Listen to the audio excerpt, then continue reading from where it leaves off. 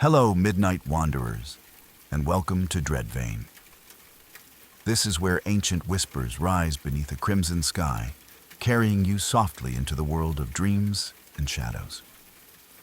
Before tonight's haunting story begins, tell me, what corner of the world are you listening from? Drop it in the comments. And if the silence of the night calls to you, don't forget to like, subscribe, and ring the bell, so you'll never miss the moon's next dark secret. One of the strangest things that has ever happened to me didn't involve ghosts, shadow figures, strange noises in the dark, or anything people would typically call paranormal. Instead, it involves something that should have been completely impossible. An object appearing to duplicate itself right in front of my eyes. What's even stranger is that I wasn't alone when it happened. To this day, I still don't know how to explain it. The experience happened while I was serving in the Navy. At the time, I was deployed aboard a ship operating in the Arabian Gulf. Anyone who has spent significant time at sea knows that deployment can do strange things to your sense of time. Days blend together. Sleep schedules become unpredictable. Long watch rotations can leave you exhausted even when you're technically getting enough rest. Life on board a ship is unlike anything most people experience. Privacy is almost non-existent. You're surrounded by the same people every day. The environment rarely changes. You wake up, work, stand watch, eat, sleep, and repeat the cycle over and over again. After weeks or months at sea, reality can start feeling strangely disconnected from the outside world. Because of that, I've often tried to explain away what happened as exhaustion. The problem is that someone else witnessed it too. That's the detail that has always prevented me from completely dismissing the experience. It happened during what should have been an ordinary day on board the ship. I was walking through one of the common work areas carrying out routine tasks. Nothing unusual was happening. The ship was operating normally. The atmosphere was calm. Among my personal belongings was a small item that I used frequently. It wasn't valuable, but it was unique because I had written my name directly on it.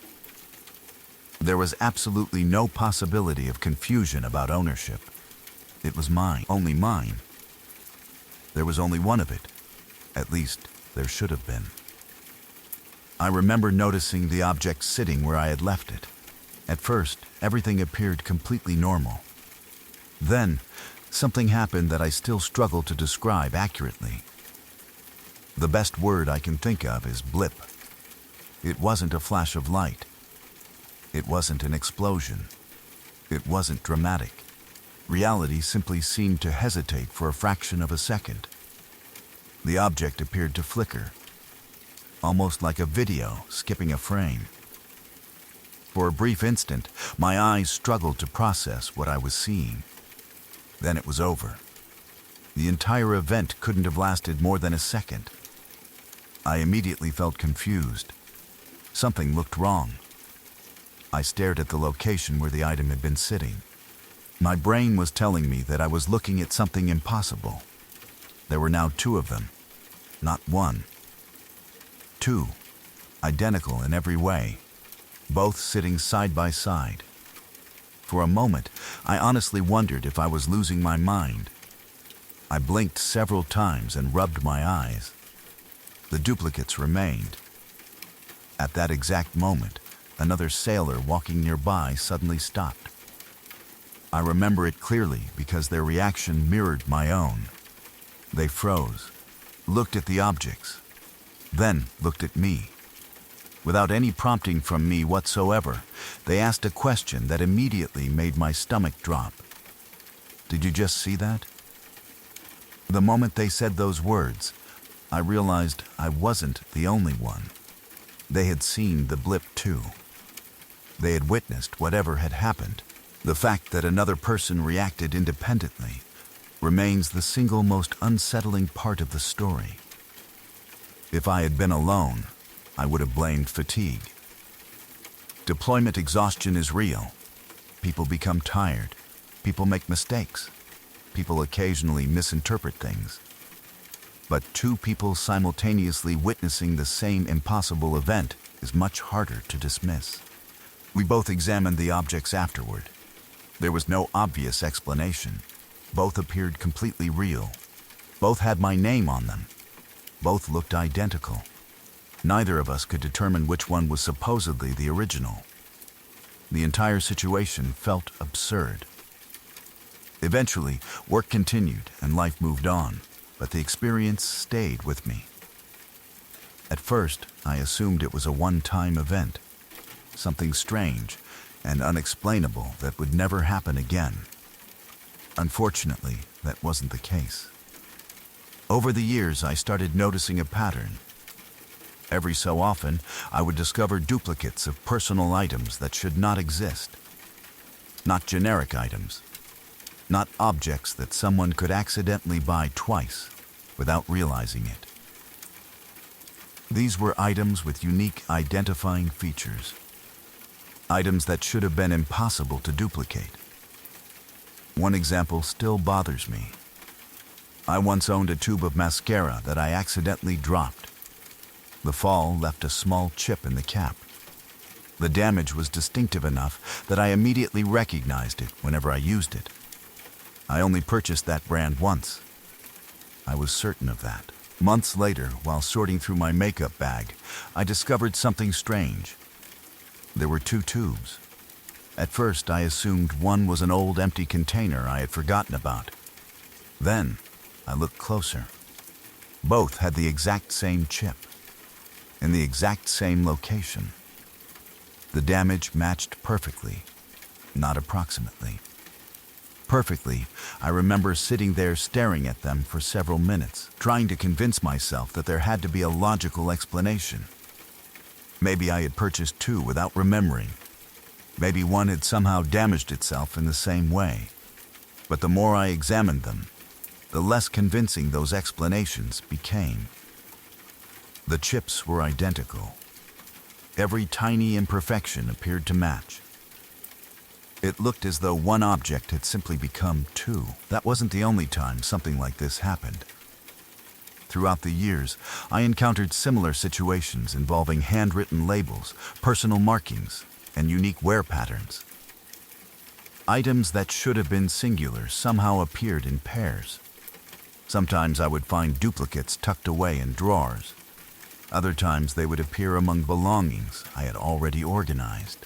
Each discovery left me with the same uncomfortable feeling. Not fear exactly, more like confusion. A deep sense that something wasn't adding up. Whenever I tell this story, people usually offer explanations. Some suggest false memories.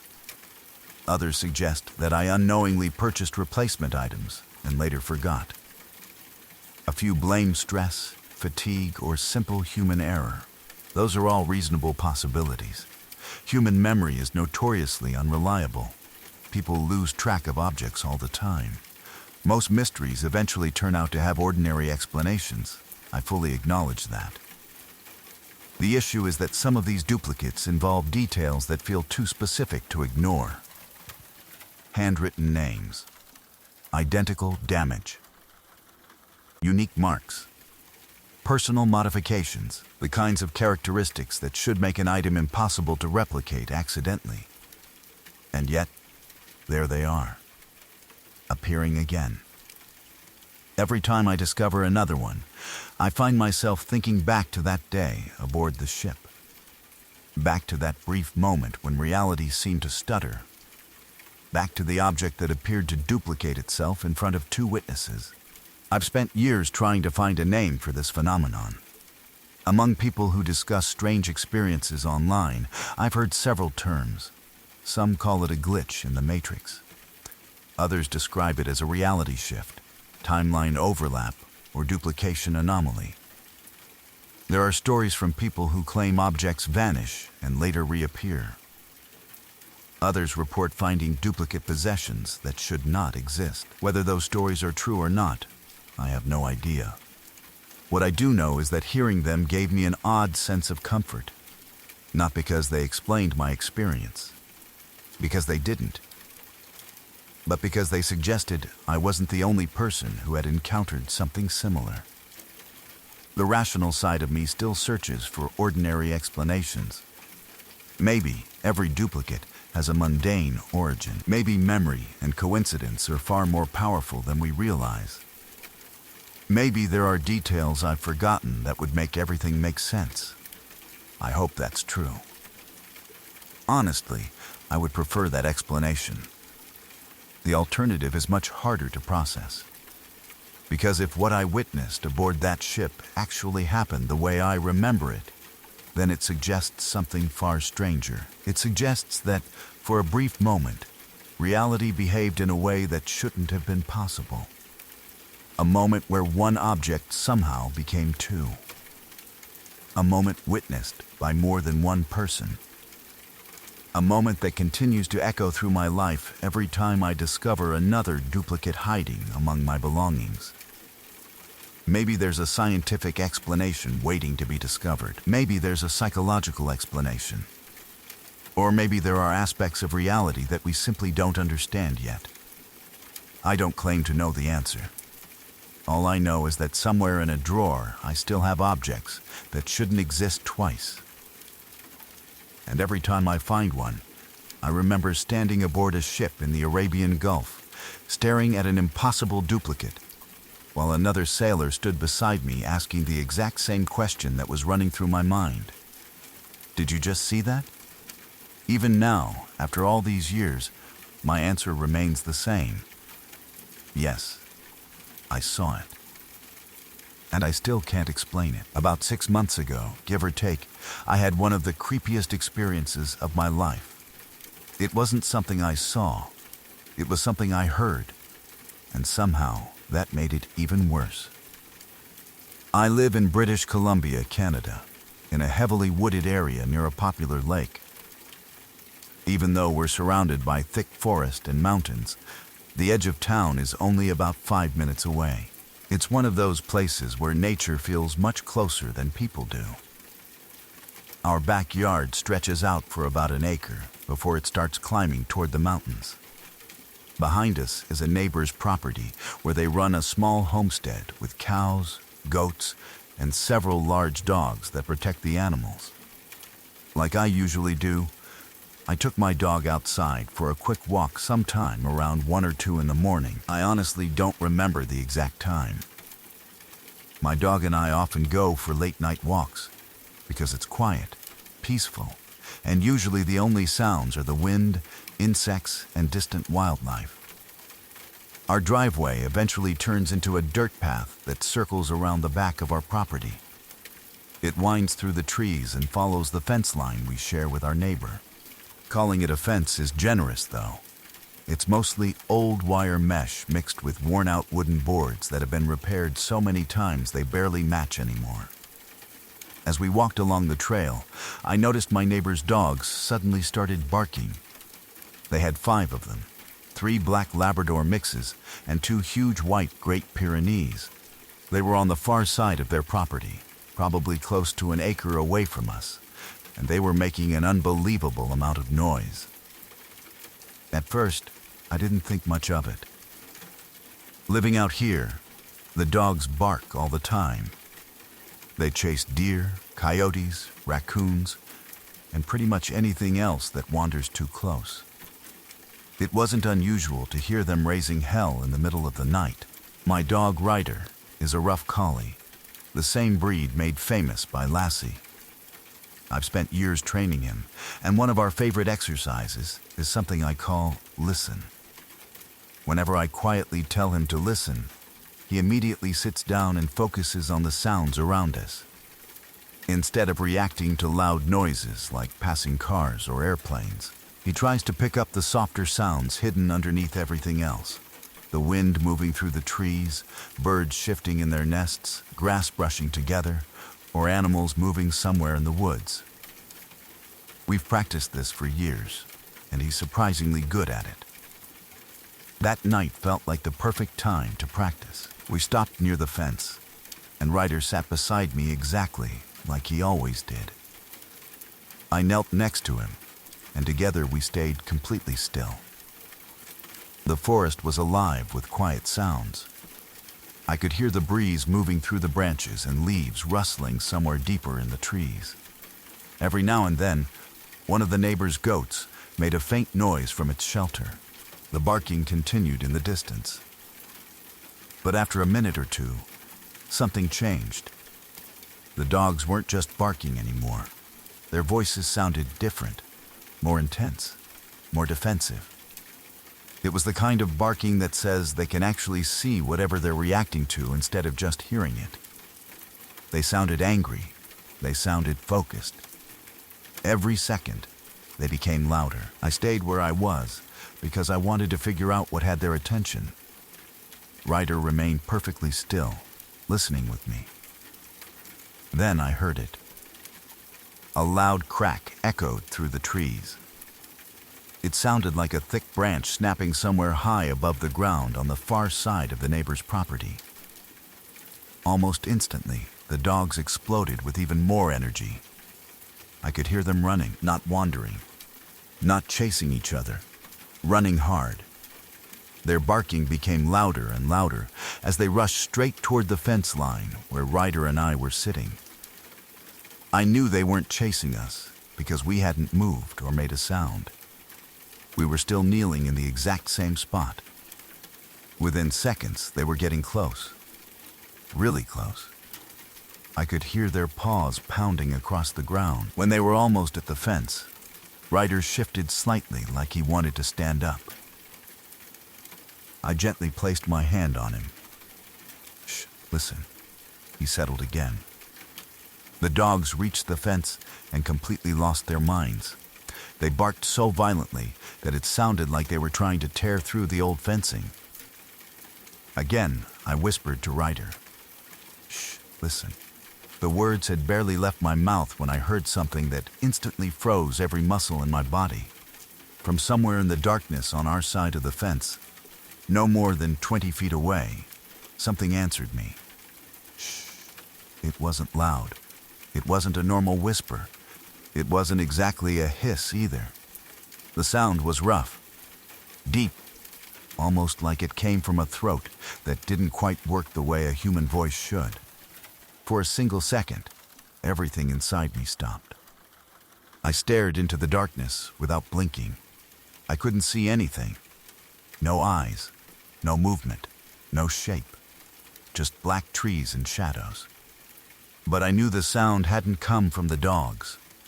It hadn't come from Ryder, and it definitely hadn't come from another person. I've worked around film equipment and measured distances for more than 16 years, so I'm very comfortable judging space, even in low light. I spend a lot of time outdoors, and I'm used to separating layers of sound. I know where noises come from. That voice had come from somewhere between me and the barking dogs, on my side of the fence, close enough that it should have been visible. But there was nothing there. I stayed frozen for maybe 1 second before I finally turned to tell Ryder it was time to leave. "Let's go." Except Ryder was already gone. He hadn't waited for me. He hadn't needed a command. He was already standing on the back deck of our trailer, looking in my direction from a safe distance. That honestly scared me almost as much as the strange voice. Ryder never abandoned me. He was extremely well trained and always stayed with me unless I gave him permission to leave. This time he didn't hesitate. He simply decided whatever was standing in those woods wasn't worth staying near.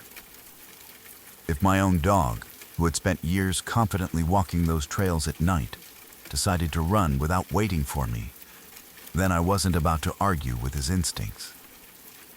The moment I realized he had already made it back to the trailer, every survival instinct I had finally kicked in. I turned around and ran. I've never run that fast in my entire life. I didn't look behind me. I didn't stop. I didn't care what might have been standing in those trees. I only cared about getting back inside as quickly as possible. Even after I reached the trailer and locked the door, I couldn't stop thinking about those few seconds in the darkness. The barking, the snapping branch, the strange voice that answered me, and the fact that Ryder trusted something enough to stay beside me every night until that one moment. We live on reservation land, surrounded by miles of forest, old trails, and stories that have been passed down for generations. I can't honestly say what answered me that night. All I know is that something heard me. And whatever it was, it answered back. I used to live in my mom's old house, and my bedroom was in a partially finished attic. About 3/4 of the attic had been finished into a bedroom, but the remaining section was left completely unfinished. Ever since we moved into the house, the door leading to that unfinished space had a lock on it. None of us thought much about it. Since the room wasn't usable, we never had any reason to go in there. The attic itself always felt strange. The stairs leading up were directly in front of a huge window that stretched almost from floor to ceiling across one entire wall. Even during the day, the room never felt completely comfortable. I always had an uneasy feeling whenever I was up there. Most nights I chose to sleep on the couch downstairs instead of in my bedroom. Eventually, my mom insisted that I start sleeping upstairs again, so I did, even though I never liked being alone in that room. One night, I woke up in the middle of the night for no reason. As soon as I looked across the room, I noticed something that instantly made my stomach drop. The door leading into the unfinished section of the attic was standing open. That shouldn't have been possible. The lock was mounted near the top of the door, high enough that only my mom and stepdad could comfortably reach it. Nobody ever opened that door because we had cats, and we didn't want them wandering into the unfinished space where they could fall through exposed flooring or get into the insulation. I got out of bed, walked over, and slowly pushed the door closed. Since I couldn't reach the lock myself, I grabbed a heavy brick that was lying nearby and placed it in front of the door before going back to bed. The next morning I told my mom what had happened. She thought maybe the wind had rattled the door hard enough to unlatch the old lock, even though that sounded unlikely. Just to be safe, she locked it again and added 2 more bricks in front of the door. She also said we'd buy a new lock because she didn't trust the old one anymore. For about a week, everything seemed normal. Then, one afternoon, my mom and I came home together. I headed upstairs toward my bedroom like I always did. The moment I reached the top of the stairs, I froze. The door was wide open again. The bricks had been shoved aside as if they weren't even there, and the lock had been ripped completely off the wall. We immediately called the police because we honestly believed someone had broken into the house. The officers searched everything. They checked every window, every door, the unfinished attic, the outside of the house.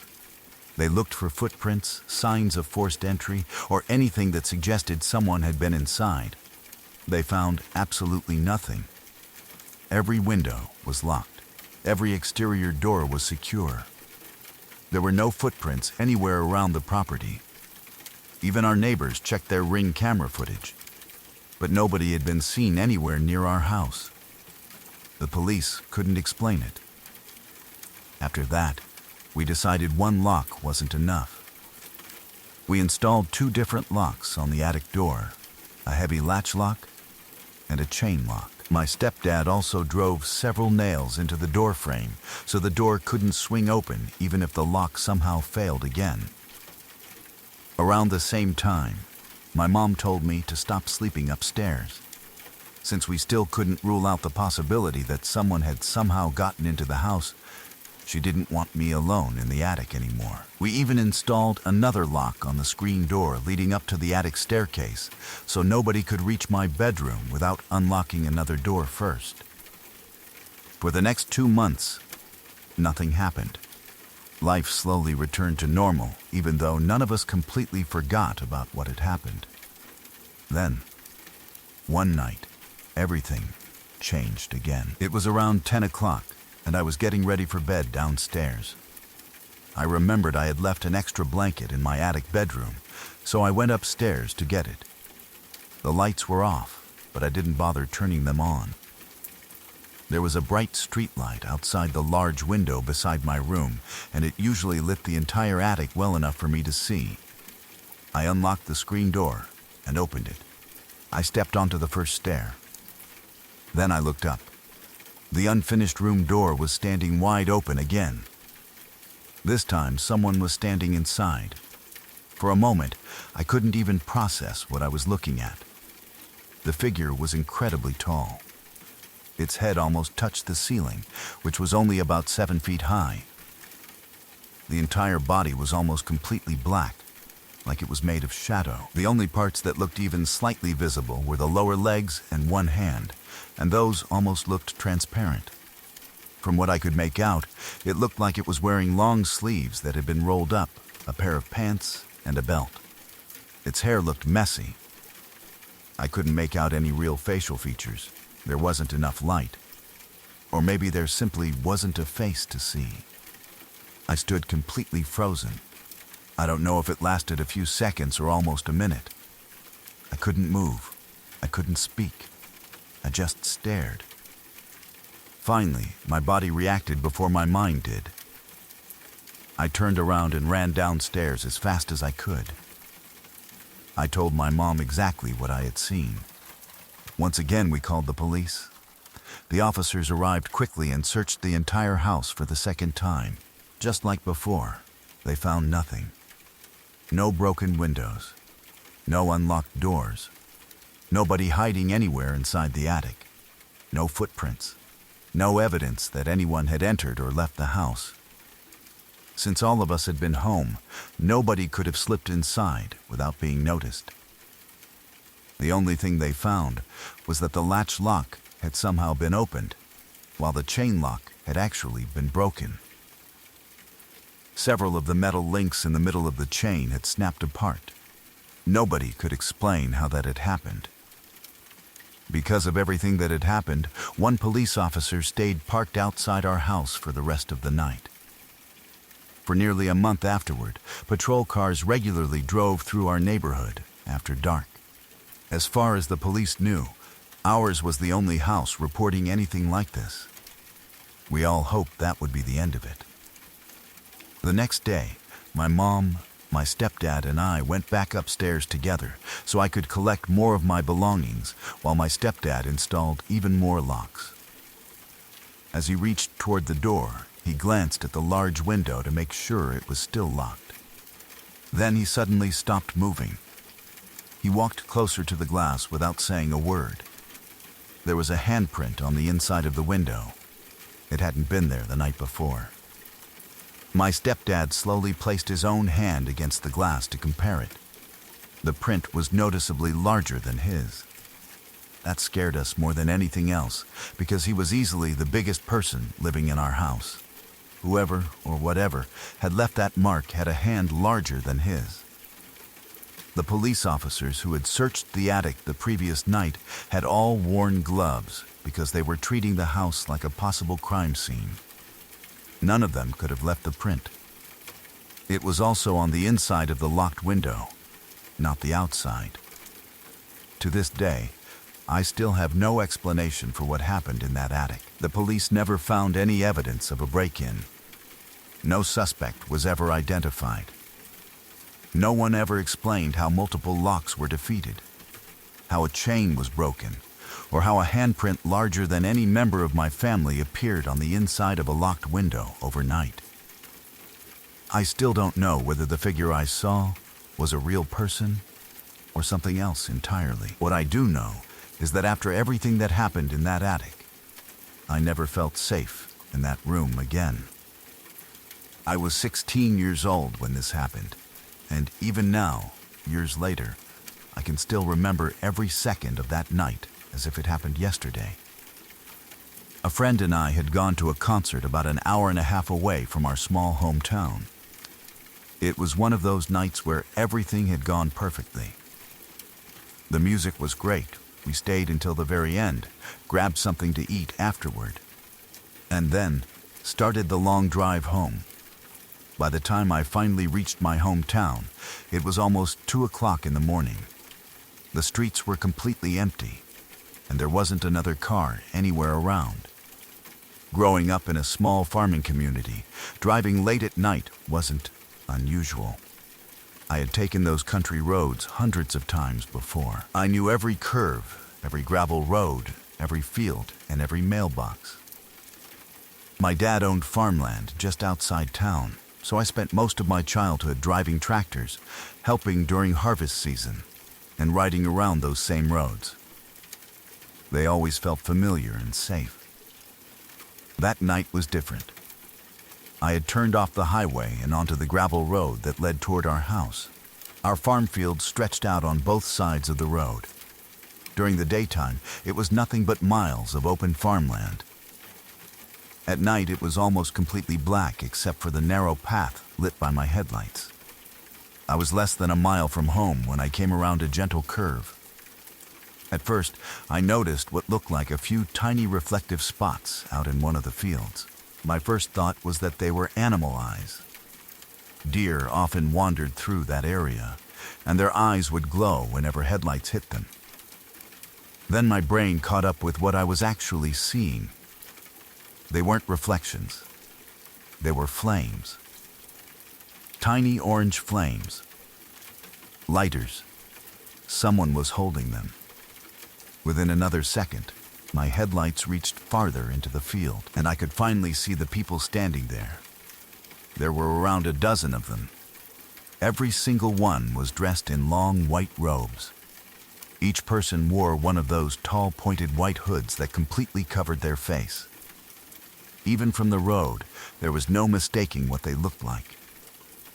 The image hit me instantly. My entire body went cold. For a second, I honestly wondered if I was dreaming. The group had been standing together in the middle of the field, each person holding up a lighter. They weren't talking or moving. They simply stood there in complete silence. Then, my headlights reached them. The moment the light hit their robes, every single one of them reacted at the exact same time. Without hesitation, they all dropped flat to the ground. It wasn't slow or confused. It looked practiced. 1 second they were standing. The next second they completely disappeared into the darkness. I didn't stop. I didn't slow down. I didn't even look back. My hands were shaking so badly that I could barely keep the truck on the gravel road. My heart felt like it was going to explode out of my chest. Every instinct told me to get home as fast as possible. The drive from that curve to our driveway only took a minute or two, but it felt much longer. I kept checking my mirrors even though I knew there was nothing behind me. I pulled into our driveway much faster than I normally would, jumped out of the truck, and ran inside the house. I woke both of my parents up immediately. They were annoyed at first because it was almost 2 a.m, but they quickly realized how shaken I was. I could barely get the words out. I kept trying to explain what I had just seen. I told them there were people standing in the field wearing white robes and pointed hoods. I told them they were holding lighters. I told them that the moment my headlights reached them, they all dropped to the ground. My parents listened, but I could tell they didn't believe me.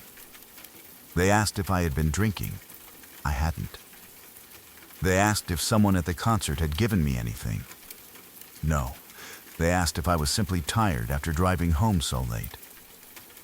Maybe I had imagined something in the darkness. I kept insisting that I knew exactly what I had seen.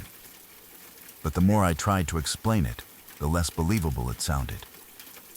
Eventually, they told me to get some sleep and said everything would probably make more sense in the morning.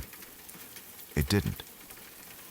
The next day, I drove past that same stretch of road in broad daylight. There was nothing unusual there, just another farm field. No signs that anyone had been there the night before. No footprints that I could see from the road. No burned patches. Nothing. Life went back to normal. But I couldn't stop thinking about it. Our town wasn't the kind of place where something like that was expected. It was a small farming community in the upper Midwest, where everybody knew everybody else. Families had lived there for generations. People recognized each other's trucks before they even saw who was driving them. If someone was doing something unusual, word spread fast. Secrets didn't stay hidden for long. That's one of the reasons this experience has always bothered me so much. I never heard anyone mention anything remotely similar. There were no rumors, no newspaper stories, no conversations at school. Nothing. Part of me has always wondered if it was simply a group of bored teenagers wearing costumes to scare people. Around the year 2000, that kind of prank wasn't impossible. Kids in rural towns sometimes came up with strange ways to entertain themselves. Maybe they thought nobody would ever drive down that road so late. Maybe they never expected headlights to suddenly appear around the corner. Maybe that's why they immediately dropped to the ground. But another part of me isn't convinced. The way they all reacted at the exact same moment didn't feel random. It felt organized, almost rehearsed. I've replayed that night in my head countless times over the years, trying to convince myself there had to be another explanation. Maybe the darkness played tricks on my eyes. Maybe I misunderstood what I saw. Maybe exhaustion changed how my brain processed everything. But every time I replay those few seconds, I come back to the same conclusion. I know what I saw. Even now, my parents still believe I must have imagined it. Whenever the subject comes up, they laugh and suggest I was tired after the concert, or that my mind filled in details that weren't really there. I don't argue with them anymore. There's no point. I wasn't trying to tell a ghost story. I wasn't trying to get attention. I was simply describing something that happened on a lonely gravel road, less than a mile from my own home.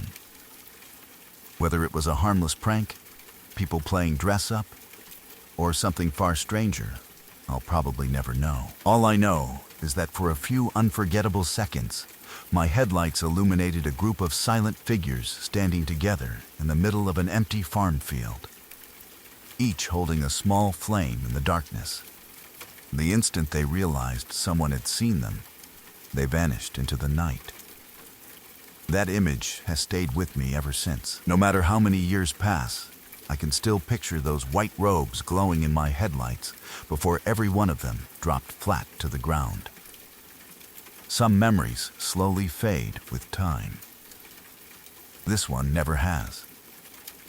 When I was about 12 years old, life was completely different from the way it is today. This was long before the internet, smartphones, or social media. Kids didn't spend their afternoons staring at screens. Instead, we spent every spare minute outside. During summer break, my friends and I would leave the house right after breakfast with our bikes, and most days we wouldn't come home until the sun started setting. As long as our parents knew we were somewhere around town and showed up before dinner, nobody worried too much. I grew up in Santa Barbara, California, and back then it felt like the perfect place for kids who loved exploring. There were neighborhoods filled with winding streets, empty lots waiting to be developed, railroad tracks stretching for miles, and patches of woods that always made us wonder what was hidden inside. Every weekend felt like another adventure waiting to happen. There were 4 of us who rode together almost every day. We knew every shortcut, every hill that was fun to race down, every empty field where we could build ramps, and every dirt trail that cut through town. We thought we knew our entire neighborhood better than anyone else. One afternoon, while looking for somewhere new to explore, we found ourselves riding toward a large, undeveloped lot that none of us had ever really visited before. The property was huge. Looking back now, I would guess it covered around 10 acres. Most of it was open ground, covered with dry scrub brush, patches of weeds, loose dirt, and scattered rocks. Nothing had ever been built there, and nature had slowly taken over. On one side of the property ran a set of railroad tracks that disappeared into the distance. Every now and then a train would pass through, shaking the ground and filling the air with the sound of metal grinding against metal. The opposite side of the lot looked completely different. There was a thick patch of trees growing together so closely that you couldn't see more than a few feet inside. The woods weren't especially large, but they looked dark compared to everything around them. Even on a bright afternoon, the sunlight barely reached the ground beneath the branches. None of us had ever gone inside. As kids, that only made us more curious. We stopped our bikes near the edge of the property and leaned them against each other while we looked toward the trees. One friend thought it would be fun to ride through them and see if there were hidden trails on the other side. Another wasn't so sure. "What if somebody lives back there?" he asked. "There aren't any houses," someone answered. "Maybe there's an old campsite. Or homeless people. Or nothing at all." We kept throwing out different ideas while staring into the woods. Part of us wanted to explore. The other part felt strangely uncomfortable. Looking back now, I think our instincts were trying to tell us something long before our minds understood it. The entire area felt unusually quiet. Normally, we could hear birds, insects, or the wind moving through the trees. That afternoon, there was almost nothing. Even the air felt still.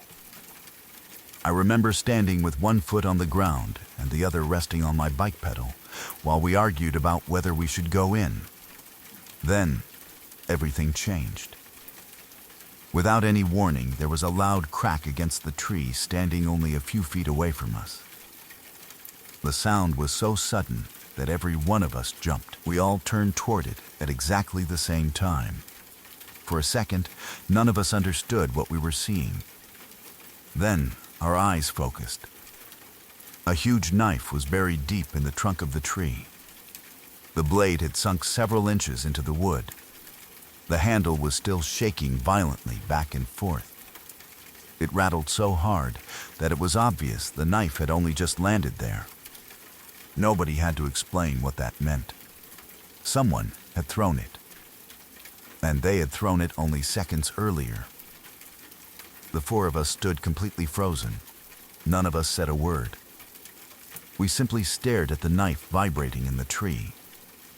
It wasn't a little pocket knife. It looked like a hunting knife with a blade nearly 12 inches long. Even as kids, we knew it was far too large to be a toy. For one impossible second, my brain tried to come up with another explanation. Maybe it had already been stuck there. Maybe the wind somehow made it shake. Maybe. No. The handle was still moving. It had just happened. That meant someone was nearby. Somewhere behind those trees. Or hidden somewhere in the brush. Watching us. I slowly looked toward the woods. Nothing moved. The trees stood perfectly still. No voices, no footsteps, no laughter, no person stepped out. That silence somehow felt even worse than actually seeing someone. Whoever threw that knife had enough strength to drive it deep into a tree from a distance. Whether they had aimed at us or only wanted to scare us, we had no way of knowing. None of us wanted to stay long enough to find out. Without anyone saying a single word, we all grabbed our bikes at almost exactly the same time. I don't even remember climbing onto mine. 1 second I was staring at the knife. The next second I was already pedaling away as fast as I possibly could. I have ridden bicycles my entire life. I've raced friends downhill. I've sprinted through neighborhoods. I've tried to beat trains to crossings. Nothing has ever come close to the speed I reached that afternoon. Fear gives you energy you never knew you had. My legs burned almost immediately, but I didn't slow down. I kept expecting someone to come running out of the woods behind us. Every few seconds I wanted to look over my shoulder, but I was almost afraid of what I might see. The only thing I knew for certain was that I wanted as much distance as possible between us and that empty lot. The four of us stayed together the entire time. Nobody stopped. Nobody laughed. Nobody joked. The excitement we'd felt about exploring had completely disappeared. By the time we reached familiar streets, all of us were breathing hard. We finally stopped several blocks away. For a few moments, nobody spoke. We were all trying to process what had just happened. One friend finally broke the silence. "Did you guys see that?" The rest of us nodded. Another asked if anyone had actually seen who threw it. Nobody had. It had happened too quickly. 1 second the tree was empty. The next second, there was a knife buried in it. We started talking over each other, each trying to explain exactly what we'd seen. The more we talked, the more real it became. It wasn't our imagination. All 4 of us had witnessed the exact same thing. Eventually, we all went home. I remember still feeling nervous the entire ride back. Every time I passed a group of bushes or another patch of trees, I found myself looking twice. When I got home, one of the other boys had already told his mom what happened. At first, I think she assumed we were exaggerating. Kids have active imaginations. But when she heard the same story from all 4 of us, she realized something serious had happened. She called the police. I don't know exactly what she told them. Probably that someone had thrown a large knife near a group of children. Whether officers searched the property or not, I honestly don't know. If they did, whoever threw the knife was almost certainly long gone. We never heard whether they found anyone. There was never any explanation. No arrests, no answers, just questions. The mystery stayed with us. Over the next few weeks, whenever we rode around town, someone would eventually point toward that area. "You guys want to go back?" The answer was always the same. No, not one of us ever wanted to ride into that lot again. There were plenty of other places to explore. We didn't need to return to the place where someone had nearly hit us with a knife. As kids, we eventually found new adventures. Life moved on. School started again. Our interests changed. Years passed. But that afternoon never completely disappeared from my memory. Now, as an adult, I sometimes think about how differently that situation could have ended. If the knife had been thrown only a little differently, one of us could have been seriously injured or even killed. Maybe the person missed. Maybe they intentionally aimed beside us to scare us away. Maybe they simply wanted us off the property. I'll never know. The part that still gives me chills isn't just the knife itself. It's the silence afterward. The fact that we never saw who threw it. No footsteps. No shouting. No warning. Just a knife suddenly appearing in a tree only a few feet away from 4 kids. Sometimes the things you never see are far more frightening than the things you do. I've experienced plenty of scary moments throughout my life, but very few have matched the pure fear I felt that afternoon. Even now, decades later, I can still picture that large knife buried deep in the trunk, its handle vibrating back and forth while all 4 of us stood frozen in shock. The image has never faded, neither has the feeling. To this day, I can honestly say that was the hardest I have ever pedaled a bicycle in my entire life. And as far as I know, none of us ever went back to that lot again. When I was a kid, making friends was one of the hardest things in my life. It always seemed like everyone else had someone to play with, someone they could laugh with after school or spend weekends riding bikes and exploring the neighborhood. I never had that. I was the quiet kid who usually stood on the outside, hoping someone would ask me to join in. Most of the time, nobody did. There were 2 boys who lived a few houses down from mine. Every now and then, they would invite me over to play. Looking back now, I realize they didn't invite me because they wanted another friend. They invited me because they wanted someone they could control. At the time, though, I couldn't see that. I was just excited that someone finally wanted me around. As a 30-year-old man, I can finally understand what was happening. Many of the things they did weren't just mean childhood pranks. Some of them were dangerous. Some were probably illegal. Back then, I didn't know the difference. I honestly believed that maybe this was how friendships worked. I thought if I wanted people to accept me, I had to put up with whatever they did. The strange thing is that children don't always realize when they're being abused.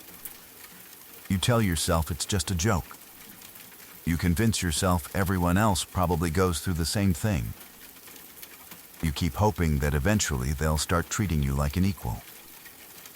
They never did. Almost every time I went to their house, they found a new way to embarrass me. They made me do things that made them laugh while I stood there feeling confused. They would take my toys, call me names, shove me around, or trick me into doing something stupid just so they could laugh about it later. I remember going home feeling awful, yet somehow still hoping the next time would be different. It never was. The worst day happened during the summer before I started 5th grade. It was one of those hot afternoons where the air felt heavy and the pavement almost shimmered in the sunlight. They asked if I wanted to come swimming in their backyard pool. To me, that sounded amazing. My family didn't have a pool, and spending the afternoon swimming sounded much better than sitting at home. When I got there, I noticed their parents weren't around.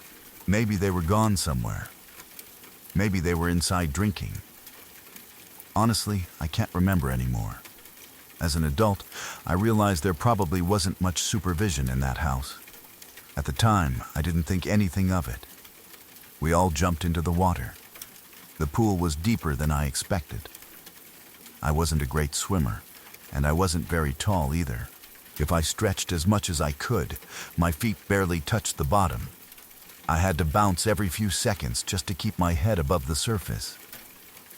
Every movement felt awkward, almost like I was walking on the moon. The 2 boys were older, taller, and much stronger swimmers than I was. They moved through the water easily while I struggled just to stay comfortable. At first, everything seemed normal. Then they started throwing diving toys across the pool. These weren't floating toys. They were weighted so they would sink straight to the bottom. "Go get it," one of them said. I swam over and picked it up. When I came back, they threw it again. "Fetch." Then one of them laughed. "Bark first." I actually barked. Even writing those words today makes me feel embarrassed. At the time, I didn't understand how humiliating it was. I just wanted them to like me. If barking like a dog made them laugh and kept them from making fun of me for something else, I figured that was worth it. They kept throwing the toy over and over while laughing every time I chased it. Finally, one of them threw it all the way to the opposite side of the pool. I slowly bounced across the deep water until I reached it. The yellow toy had already sunk to the bottom. I took a deep breath and dove under. The water became quiet. Everything sounded distant except the bubbles around me. I grabbed the weighted toy and started swimming back toward the surface. Then, something changed. The sunlight disappeared. At first, I thought maybe a cloud had covered the sun, but the darkness kept growing. When I reached the surface, I pushed upward expecting to break into the open air. Instead, my head slammed into something soft but heavy. I couldn't get through. I pushed harder. Nothing. The material stretched slightly before pressing back down against my face. I managed to force a tiny opening, just long enough to grab one desperate breath before the weight pushed me underwater again. I had no idea what was happening. I couldn't see clearly. I couldn't understand why the surface had disappeared. Panic exploded through my body. I kicked upward again. The same thing happened. I barely reached the surface before the heavy material forced me back under. Only later did I realize what it was.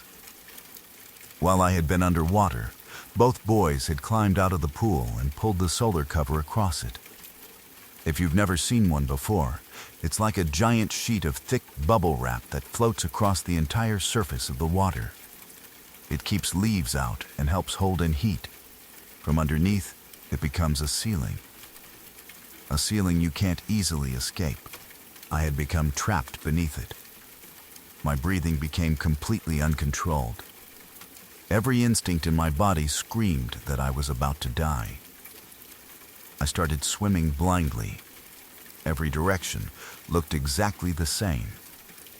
The water distorted everything. The cover blocked the sunlight. I had no idea where the edge of the pool was. Every few seconds I pushed upward just enough to steal another tiny breath before the cover dropped back down over my face. Water filled my nose. I swallowed mouthful after mouthful. My chest burned. I could feel my heartbeat pounding inside my ears. I remember thinking that this couldn't be real. Surely they were about to pull the cover back. Surely they were standing above me laughing and waiting until the last second. But nobody did. Nobody moved it. Nobody spoke. Nobody even checked on me. I don't know how long I stayed trapped underneath that cover. Maybe it was only a minute. Maybe it was several. When you're convinced you're dying, time completely loses meaning. Every second feels endless. The sunlight kept fading. I realized evening was getting closer. That terrified me even more because it meant I had been trapped much longer than I thought. My arms were getting weaker. My legs felt heavy.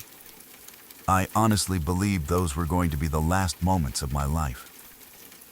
I wasn't thinking about getting in trouble. I wasn't thinking about my parents.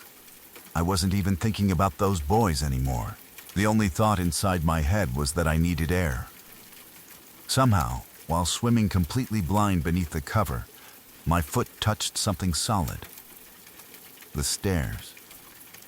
I almost cried with relief. I climbed upward as fast as I could until my head finally broke into open air near the shallow end where the cover hadn't completely reached. I pulled myself onto the concrete deck and collapsed. I lay there coughing for what felt like forever. Every breath hurt. My whole body shook. I just stared at the sky, trying to convince myself I was actually alive. When I finally stood up, I noticed something strange. I was still holding the pool toy. Even through all that panic, I had never let go of it. I walked around the backyard, expecting the boys to jump out laughing. Nobody was there. The yard was completely silent. For a moment, I wondered if they had somehow gone inside. I walked to the back door. The house was quiet except for the sound of a computer game coming from another room. I followed the noise. There they were. Both of them were sitting comfortably in dry clothes, playing video games like nothing had happened. Neither one looked surprised to see me. They turned around, laughed, and one of them casually said, "Oh, we thought you already went home." That sentence has stayed with me for over 20 years. Not because it was believable, because of how casually they said it. As if trapping another child beneath a pool cover and leaving him there was completely normal. As if they had forgotten I even existed. I looked down at the yellow weighted pool toy still clutched in my hand. Without saying a word, I threw it as hard as I could. It flew across the room and hit the floor near them. Neither of them looked scared. They just laughed again. I turned around, walked out the front door, and never looked back. That was the last time I ever stepped inside that house. When I got home, my mom asked what happened. I didn't tell her the truth. I simply said we'd had a fight. I asked her that if those boys came looking for me again, she should tell them I was busy. Thankfully, they never tried very hard. Eventually, we grew older. We went to different schools. Life moved on. Years passed, and I completely lost track of both of them. Every now and then I would hear something through old neighbors or mutual friends. One of their fathers was later arrested after trying to kill his wife. The other family completely fell apart, and one of the boys eventually ended up serving prison time for drug-related crimes. Hearing those stories didn't surprise me. Growing up, I had already seen enough to know that something wasn't right inside those homes. Still, none of that erased what happened to me. People sometimes ask what the scariest moment of my childhood was. It wasn't a nightmare. It wasn't getting lost. It wasn't an accident. It was being trapped beneath that pool cover while two boys walked away and left me there. I can still remember the darkness above my head. I can still remember desperately pushing against the heavy plastic just to steal one more breath. Most of all, I remember the absolute certainty that I wasn't going to survive. I've experienced other difficult moments in my life, but nothing has ever matched that feeling. For those few terrifying minutes, I wasn't worried that I might die. I believed I already was. And even now, decades later, that memory still feels as clear as if it happened yesterday.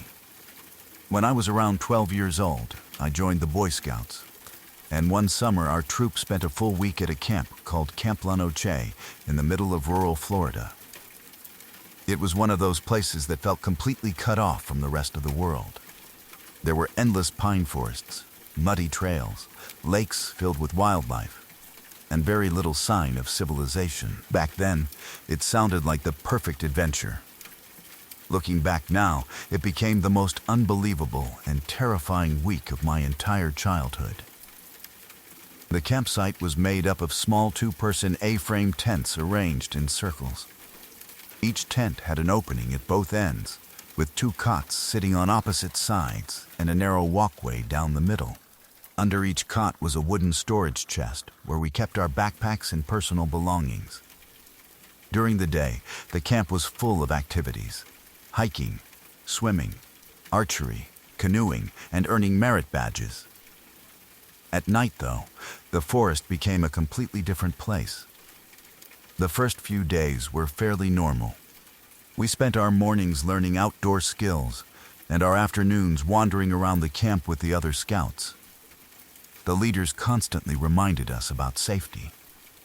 One rule they repeated more than anything else was never to keep food inside the tents.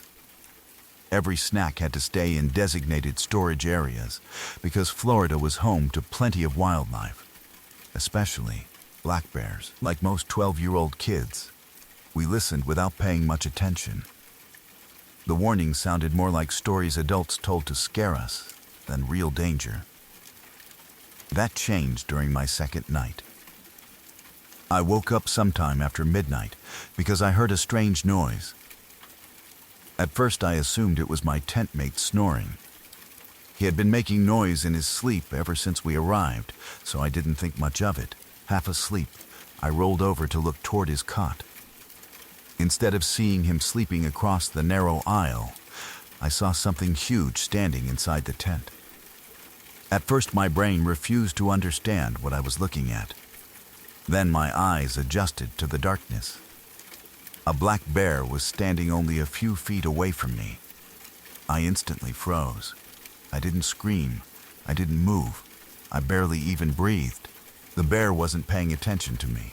It had its head lowered toward the storage chest beneath my tent mate's bed. I could hear its claws scraping against the wood while it tried to pry the lid open. Every few seconds it would shove the chest, causing it to slide across the ground with a dull scraping sound. I remember lying perfectly still, terrified that even the smallest movement would make the bear notice me. Time seemed to stop. Every second felt painfully slow. The only sounds inside the tent were the bear sniffing, scratching, and pushing against the chest. I kept wondering what would happen if it managed to open it. Eventually, the bear gave up. The chest was locked, and after another minute of trying, it seemed to lose interest. Without making much noise, it turned around and quietly walked out through the opening in the tent. I stayed frozen for several more minutes, convinced it might come back. Eventually, I drifted into an uneasy sleep. The next morning, I immediately told my tent mate what had happened. Instead of looking surprised, he admitted that he had hidden snacks inside the storage chest. That explained everything. Keeping food inside the tents was one of the biggest rules in camp, and he had completely ignored it. The strange part was that he didn't believe me about the bear. Even though his storage chest had clearly been shoved several feet from where he left it, he insisted I must have dreamed the whole thing. I reported it to our scout leaders anyway. They weren't happy about the food. Both of us got in trouble because food had been kept inside the tent. As for the bear, they weren't completely convinced. They reminded everyone not to bring snacks into the campsite and left it at that. I figured that would be the end of it. I couldn't have been more wrong. The very next night, my tent mate was sleeping somewhere else, leaving me alone in the tent. Just before lights out, I realized I needed to use the bathroom. Our tent happened to be the furthest one from the restroom building. Like many lazy 12-year-old boys, I decided it would be easier to step outside and use one of the nearby trees instead of making the long walk. I grabbed my flashlight and quietly stepped into the darkness. The forest was peaceful. Crickets chirped in every direction. The air was warm and still. As I stood there, I casually swept my flashlight around the trees to make sure nobody else was nearby. That's when I noticed a pair of glowing eyes reflecting back at me. For one brief second, I assumed it was a raccoon. There were plenty of them around camp. I kept moving the flashlight. Something didn't feel right. I slowly moved the beam back. The eyes were still there. Only now I could make out the shape behind them. It wasn't a raccoon. It was another black bear. It stood completely still, staring directly at me. The distance between us couldn't have been more than 30 feet. I didn't wait to see what it would do. I turned and ran. I was so terrified that I didn't even stop to pull my pants up. I sprinted through the campsite with my flashlight bouncing everywhere, accidentally peeing all over myself while trying to escape. I burst into one of my friend's tents completely panicked. Between gasping for air and trying not to cry, I kept repeating that I had seen another bear. Nobody believed me. Still, I must have looked terrified enough because 3 other scouts agreed we should all walk together to the scoutmaster's cabin and report it. This time they took me more seriously. Since it was now the second bear encounter in 2 nights, 2 scoutmasters grabbed flashlights and headed into the woods to investigate. They searched the area for quite a while. They found nothing. Once again, people quietly assumed I had probably imagined more than I actually saw. The following day, everything seemed calm again. By evening, 4 of us had come up with what we thought was a brilliant idea. We built homemade fishing poles using sticks, string, and hooks. Then we secretly hid them beside a trail near the lake. Our plan was simple. After lights out, we would sneak away from camp and spend the night fishing. Looking back, it was obviously a terrible decision. At 12 years old, it sounded like the greatest adventure imaginable. That night, after everyone else had gone to sleep, the 4 of us quietly slipped out of camp. We retrieved our fishing poles and walked toward the dock. The lake looked completely different at night. The water reflected the moonlight like glass. We spotted alligators quietly floating near the shoreline. Frogs called from every direction. Occasionally, something large splashed in the distance. Despite being nervous, we were having an amazing time. Then something happened that none of us could explain. Far out over the water, a glowing green ball suddenly appeared. It floated silently just above the lake. It wasn't attached to anything.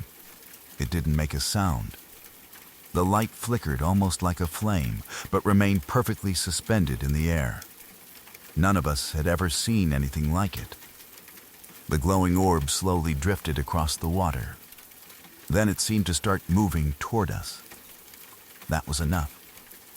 We completely lost our nerve. Without saying a word, all four of us grabbed our fishing poles and ran. At 12 years old, the only explanation our minds could come up with was aliens. Years later, I learned about swamp gas and the natural phenomenon sometimes called will-o'-the-wisps. Today, I'm almost certain that's what we saw. At the time, however, we believed something impossible was chasing us. We hurried back along the narrow trail toward camp, talking over each other and trying to make sense of what we just witnessed. Then, we rounded a corner. Standing directly in the middle of the trail was another black bear. This one was enormous. It looked at least twice the size of the younger bear I had seen before. The distance between us couldn't have been more than 30 feet. For a second, everyone froze. Then the bear slowly stood upright on its hind legs. It looked impossibly tall. The sound it made next still echoes in my memory. It let out a loud roar that seemed to shake the entire forest. None of us stayed around to see what happened next. We turned around and sprinted back toward the dock as fast as we possibly could. We knew the camp owner lived in a house near the lake. At that moment, getting caught sneaking out seemed far better than becoming a bear's dinner. We reached his house completely exhausted. All four of us were crying, screaming, and pounding on his front door. After what felt like forever, the door finally opened. The camp owner stepped outside carrying a shotgun. He looked more annoyed than concerned. Between heavy breaths, we explained everything. The sneaking out, the giant bear, the trail, the panic. He listened quietly before shaking his head. Then he climbed into his golf cart. For one hopeful second, we thought he was going to let us ride with him. Instead, he simply said, "Follow me." That was it. No seats, no protection. We had to run behind his golf cart all the way back to camp. He drove with one hand on the steering wheel and the other resting on the shotgun the entire time. None of us complained. We were simply grateful someone was escorting us through the woods. Back at camp, we were immediately punished for sneaking out after curfew. The four of us refused to sleep in our tents that night. Instead, we stayed inside the activities building because none of us wanted to spend another night surrounded by bears. Unfortunately, almost nobody believed our story. 3 bear encounters in 3 days sounded impossible. Most adults assumed we were exaggerating to distract from getting caught sneaking out. Honestly, if someone else had told me the same story, I probably wouldn't have believed it either. Then, everything changed 2 days later. Early one morning, the entire camp suddenly went into lockdown. A young black bear had broken into the camp's snack hut. This time, there was no denying it. Everyone saw the damage. Wildlife officers arrived and tranquilized the bear before removing it from camp. Later, we learned something heartbreaking. The bear was euthanized because it had become too comfortable around people and had learned to break into buildings looking for food. When I finally saw a photograph of the captured bear, my stomach dropped. It looked exactly the same size as the younger bear I had encountered twice. I'm still convinced it was the same animal. Despite terrifying me, it had never actually attacked me. It seemed more curious and hungry than aggressive. The much larger bear we met on the trail was probably its mother. Even after everything, I couldn't help feeling sad for the younger one. I never expected the story to end that way. You would think that would be enough excitement for one camping trip. It wasn't. On the second to last day, another unbelievable incident happened. A man somehow got hold of a scoutmaster's uniform, disguised himself as camp staff, and robbed my tent mate at knife point. By that stage, it almost felt normal. 1 week at summer camp had somehow included multiple bear encounters, mysterious glowing lights over the lake, severe thunderstorms with flash flood and tornado warnings, my best friend breaking his ankle, an armed robbery, and more close calls than I could count. Even now, years later, it sounds too unbelievable to be true. If someone else told me they experienced all of that in a single week, I'd probably think they were exaggerating. But I lived every terrifying minute of it. To this day, it remains the wildest, strangest, and most unforgettable week of my entire life. For a few years, I lived in an old block of flats that had a strange reputation. It wasn't the kind of place people openly called haunted, but if you spoke to the residents long enough, almost everyone had a story. Some people talked about hearing footsteps in empty hallways late at night. Others claimed they heard doors opening and closing when nobody else was home. A few neighbors even admitted they sometimes felt like they were being watched when they were alone in their apartments. None of us had any proof that anything supernatural was happening. There were no photographs, no videos, and no real evidence. Because of that, most people laughed the stories off and blamed old buildings, tired minds, or overactive imaginations. At first, I did exactly the same thing. I never believed in ghosts or haunted places. Even after moving into the flat, I assumed all the strange stories were simply rumors that had grown bigger over time. Every old building has strange noises. Pipes creak, floors settle, wind whistles through old windows. There is usually a logical explanation. For several months, nothing happened to me. Life was completely normal. I was living there with my 2-year-old son, and our days followed the same routine. During the day, I worked, looked after him, cleaned the flat, and tried to enjoy what little free time I had. At night, once he was asleep, the apartment became incredibly quiet. Sometimes it almost felt too quiet. Looking back, there were little moments that made me uncomfortable. Every now and then I would walk into a room and suddenly feel like someone else had been standing there only a second before. Sometimes I would wake up in the middle of the night for no reason at all. Other times I thought I heard movement in the hallway outside my bedroom, but whenever I checked, nobody was there. I ignored all of it. I refused to let my imagination get the better of me. Then one night, everything changed. I woke up suddenly in the middle of the night with an overwhelming feeling that something was wrong. At first, I couldn't even move. It felt like there was a heavy weight pressing down on my chest, making it difficult to breathe. I tried to lift my arms, but they felt unusually heavy. My entire body seemed frozen. I slowly opened my eyes. For a second, all I could see was darkness. Then I noticed something directly above me, 2 bright white eyes. Below them was a wide mouth filled with perfectly white teeth. Everything else was almost completely black. The face was leaning directly over me. I couldn't make out many details because the room was so dark, but those eyes and teeth stood out with terrifying clarity. For a moment I couldn't even scream. Every part of me was frozen in fear. Then suddenly my body responded. I jumped out of bed as fast as I could and reached for the bedroom light. The instant the room filled with light, I turned toward my son's bed. What I saw is something I have never forgotten. Standing over my 2-year-old son was what looked like the figure of a very tall black man. He wasn't simply standing there. He was bent over, staring directly at my child. His body looked strangely thin.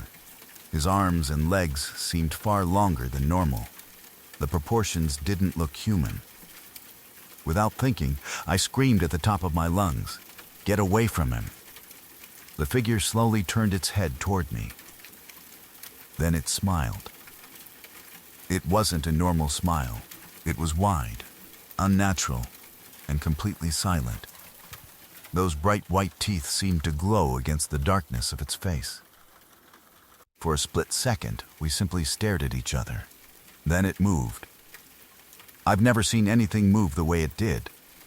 Instead of running across the room, It almost looked like it was running upward. The closest way I can describe it is that it looked like someone sprinting up an invisible spiral staircase. Its long arms swung wildly as it climbed through empty air. Within seconds, it disappeared. The room was empty. I didn't stop to think. I grabbed my son out of his bed as fast as I could. He was still half asleep and had no idea why I was panicking. I carried him out of the flat, got into my car, and drove straight to my mom's house in the middle of the night. I barely slept after that. Even trying to explain what I had seen sounded impossible.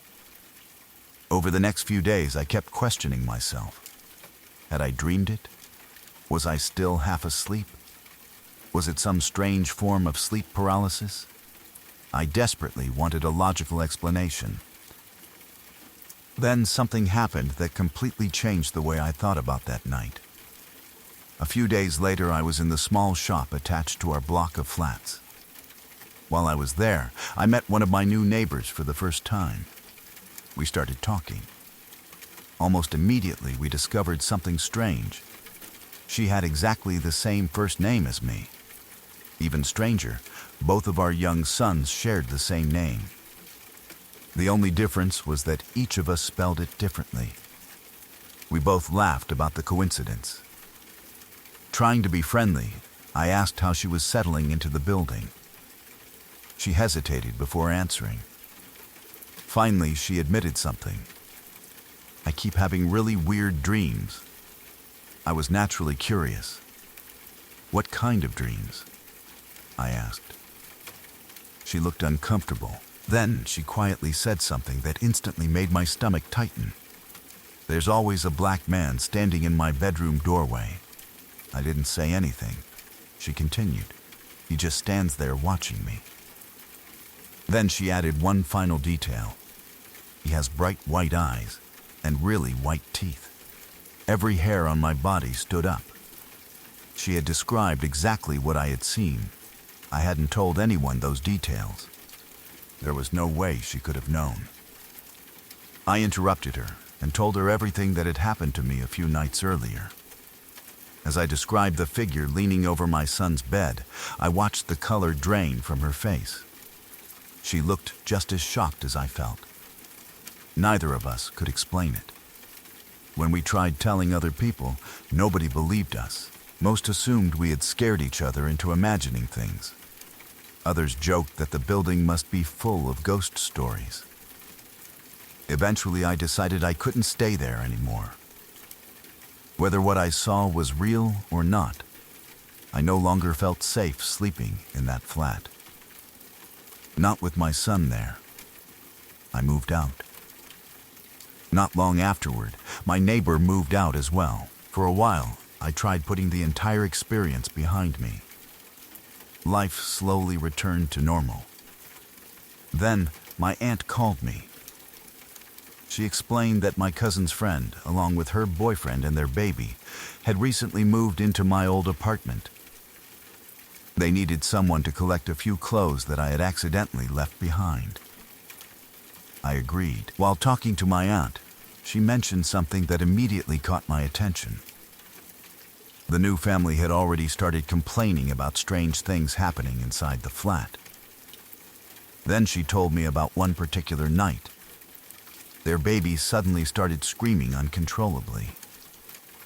The parents rushed into the bedroom. When they picked the baby up, they discovered something terrifying. The baby's onesie had 3 large slashes cut straight through the front.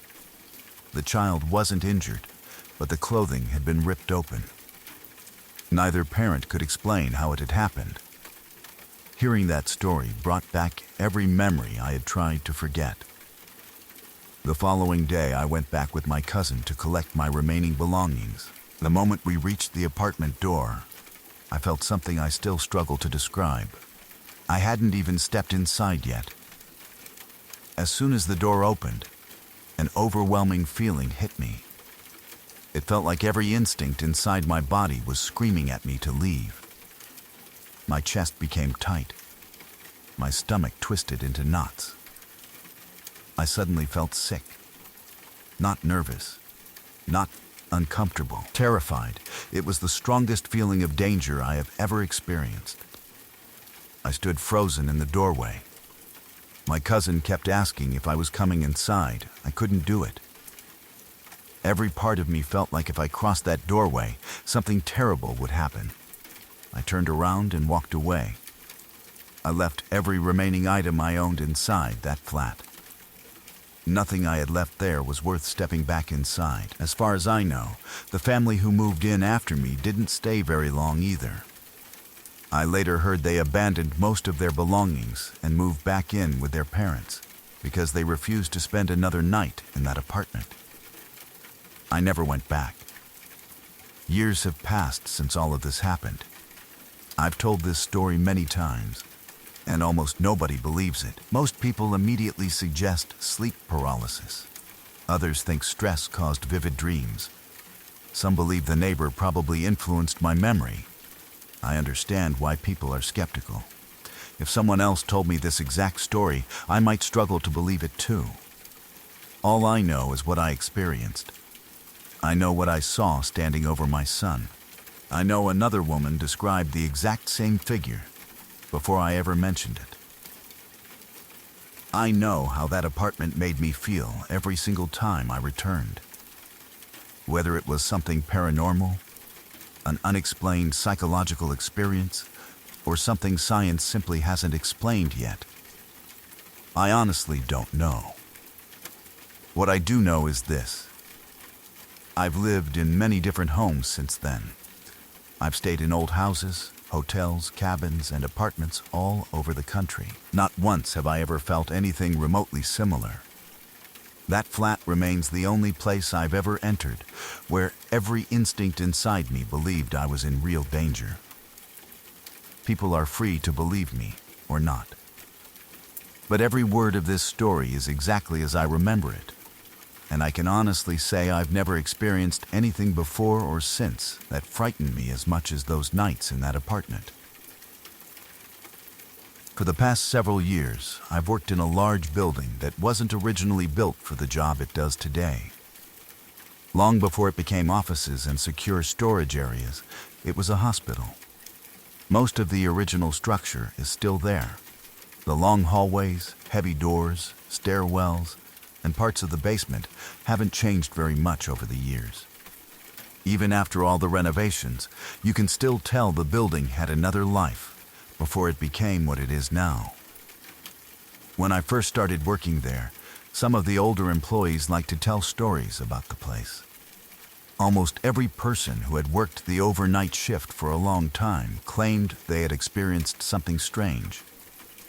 Some talked about hearing footsteps in empty hallways. Others said they had seen figures walking around late at night, only for them to disappear before anyone could reach them. A few even refused to go into certain parts of the basement alone after midnight. At first, I didn't believe any of it. Every old building makes strange noises. Pipes expand and contract. Air vents echo through empty hallways. Elevators move unexpectedly because of maintenance cycles. There is almost always a reasonable explanation.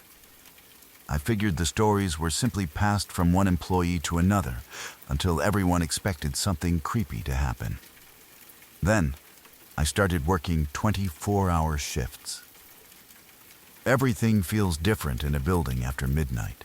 During the day, the place is full of people talking, phones ringing, doors opening and closing, and equipment constantly making noise.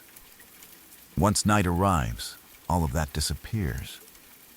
The silence becomes almost overwhelming. Sometimes you can hear sounds from the opposite end of the building that would normally be completely drowned out during business hours. The silence is so complete that even your own footsteps seem unusually loud. One of my regular jobs during overnight shifts is walking the entire building with another employee. We check every hallway, inspect the vaults, make sure all secure rooms are locked, and confirm that nobody is still inside areas that should be empty. It's routine work. Most nights are completely uneventful. One particular shift, however, turned into something I'll never forget. It was well after midnight. My coworker and I had already completed several rounds through the building without finding anything unusual. We were walking through one of the longest hallways when I noticed movement ahead of us. Someone was walking toward one of the secure vault areas. At first, neither of us thought anything was wrong. We simply assumed it was another employee who hadn't signed out yet. The figure was moving at a normal walking pace. We couldn't clearly make out their face because they were still some distance away, but there was definitely someone there. My partner called out, "Hey, stop for a second." The person kept walking. I raised my voice. "Excuse me, you can't be down here." Still nothing. The figure calmly continued toward the end of the hallway before turning the corner. We immediately started walking faster. Within a few seconds, we reached the same corner. The hallway beyond it was completely empty. We stopped. Neither of us said anything for a moment. There was nowhere the person could have gone. The hallway wasn't very long. More importantly, every single room along that section was locked. We personally checked each door. Not one of them had been opened. If someone had entered one of the rooms, we would have heard the door unlock and close again. The building was so quiet that even a key turning in a lock echoed through the hallway. We hadn't heard anything. There were no emergency exits nearby, no side hallways, no elevators. The person had simply disappeared. We searched the entire floor anyway. Nothing. Eventually, we convinced ourselves we must have somehow mistaken a shadow or reflection for a real person. It sounded like the most reasonable explanation. For the next couple of hours, everything stayed quiet. Around 3 or 3:30 in the morning, something else happened. We were sitting in the security office completing paperwork when we heard the elevator. The familiar mechanical sound echoed through the building. Normally, that wouldn't be unusual. Except nobody else was supposed to be inside. We looked at each other. Then, we checked the security monitors. The elevator doors opened on one floor. Nobody stepped out. The doors closed. A few moments later, the elevator moved again. This time it traveled to another floor. Again, the doors opened. Again, nobody entered or exited. Then it moved once more. Up, down, up again. It repeated the same strange pattern several times. Neither of us could explain it. We decided to investigate. When we reached the elevator, everything looked completely normal. The doors opened. Nobody was inside. No maintenance lights. No warning messages. Nothing. One detail made the situation much stranger. One of the floors where the elevator repeatedly stopped was the basement. That part of the building has always made employees uncomfortable. Long before the building became offices, the basement housed the hospital morgue. Most of those rooms are no longer used. Some have been converted into storage. Others remain permanently closed. One particular section where the morgue used to be had been sealed behind a heavy chain-link fence years earlier. The area wasn't supposed to be accessible to anyone. Naturally, we decided to check it. As we walked toward the old morgue area, the atmosphere felt noticeably different. The air seemed colder. The silence somehow felt heavier. Neither of us spoke very much. When we finally reached the fenced entrance, something immediately caught our attention. The padlock securing the gate wasn't attached anymore. It was lying on the floor. Broken, not unlocked. Broken, the metal had been forced apart. For several seconds, we simply stared at it. Nobody had reported maintenance. Nobody should have been inside. We slowly opened the gate and entered. Flashlights swept across every corner. The old rooms were exactly as they should have been. Nothing had been moved. No equipment was missing. There were no footprints, no broken windows, and no signs that anyone had entered through another route. Everything looked untouched. It almost made the broken lock even harder to explain.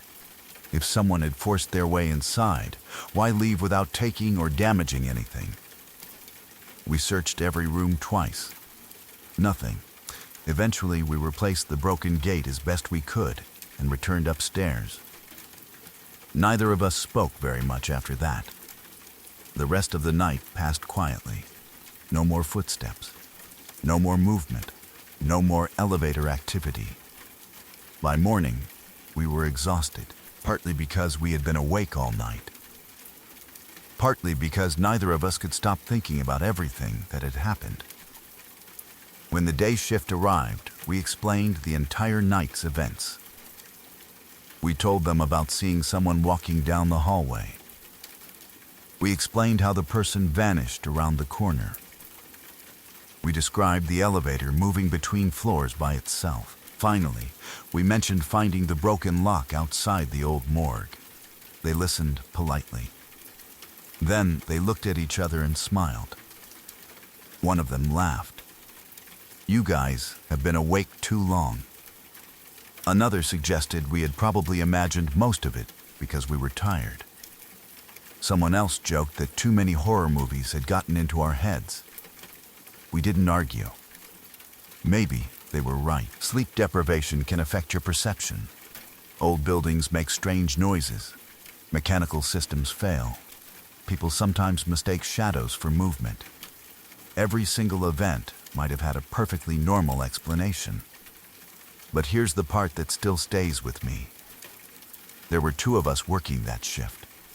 Neither of us mentioned seeing the figure until after we had both already reacted to it. Neither of us mentioned the elevator until we both heard it moving. Neither of us expected to find the broken lock. Every strange thing happened in front of both of us. Years have passed since that night. I've continued working in that building. Most overnight shifts are completely ordinary. Occasionally, I'll still hear footsteps echoing through the main staircase long after everyone has gone home. Sometimes I'll pause, expecting another employee to appear. Nobody ever does. I've never claimed the building is haunted. I honestly don't know what happened that night. Maybe there are logical explanations for every single event. Maybe several unrelated coincidences simply happened during the same shift. Or maybe some old buildings never completely let go of their history. Whatever the truth is, that overnight shift remains the strangest experience I've ever had while working there. Even now, whenever I'm assigned another 24-hour shift and find myself walking those silent hallways after 3 o'clock in the morning, I still catch myself glancing toward the old stairwell and the elevator, half expecting to see someone walking around the corner again. I first shared this experience online almost 10 years ago, hoping someone else had gone through something similar. Even after all these years, I still don't believe in ghosts in the traditional sense. I don't think every strange sound or unexplained event is caused by spirits.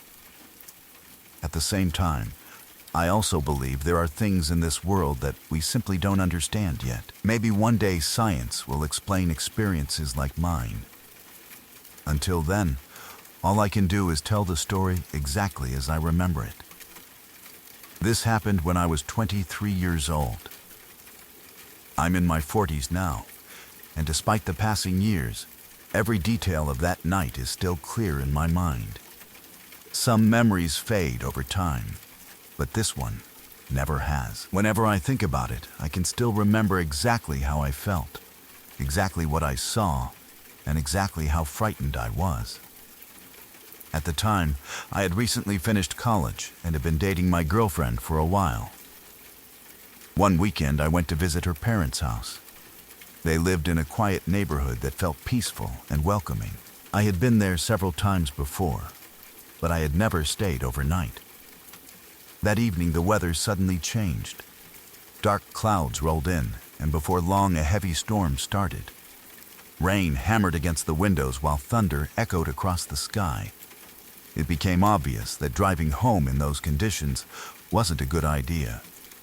My girlfriend's parents kindly offered to let me stay the night. They told me they had a spare bedroom that I could use, and I happily accepted. It seemed like the smartest decision. None of us imagined that one ordinary night would become something I would still be talking about more than 20 years later. As the evening came to an end, everyone went to bed. My girlfriend went to her own room. Her parents headed upstairs, and her brother climbed the ladder to the loft bedroom that had been built for him. That left me alone with the spare room. I grabbed my overnight bag and walked inside. The room itself was fairly small. It wasn't cluttered, but it wasn't modern either.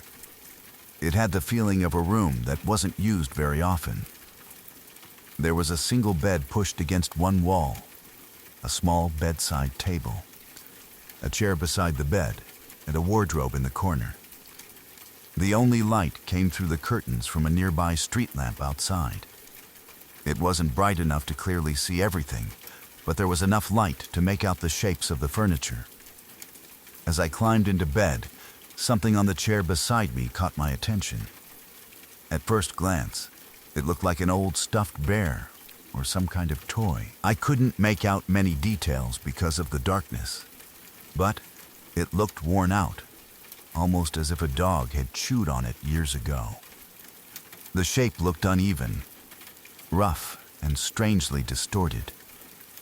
There was nothing particularly dangerous about it.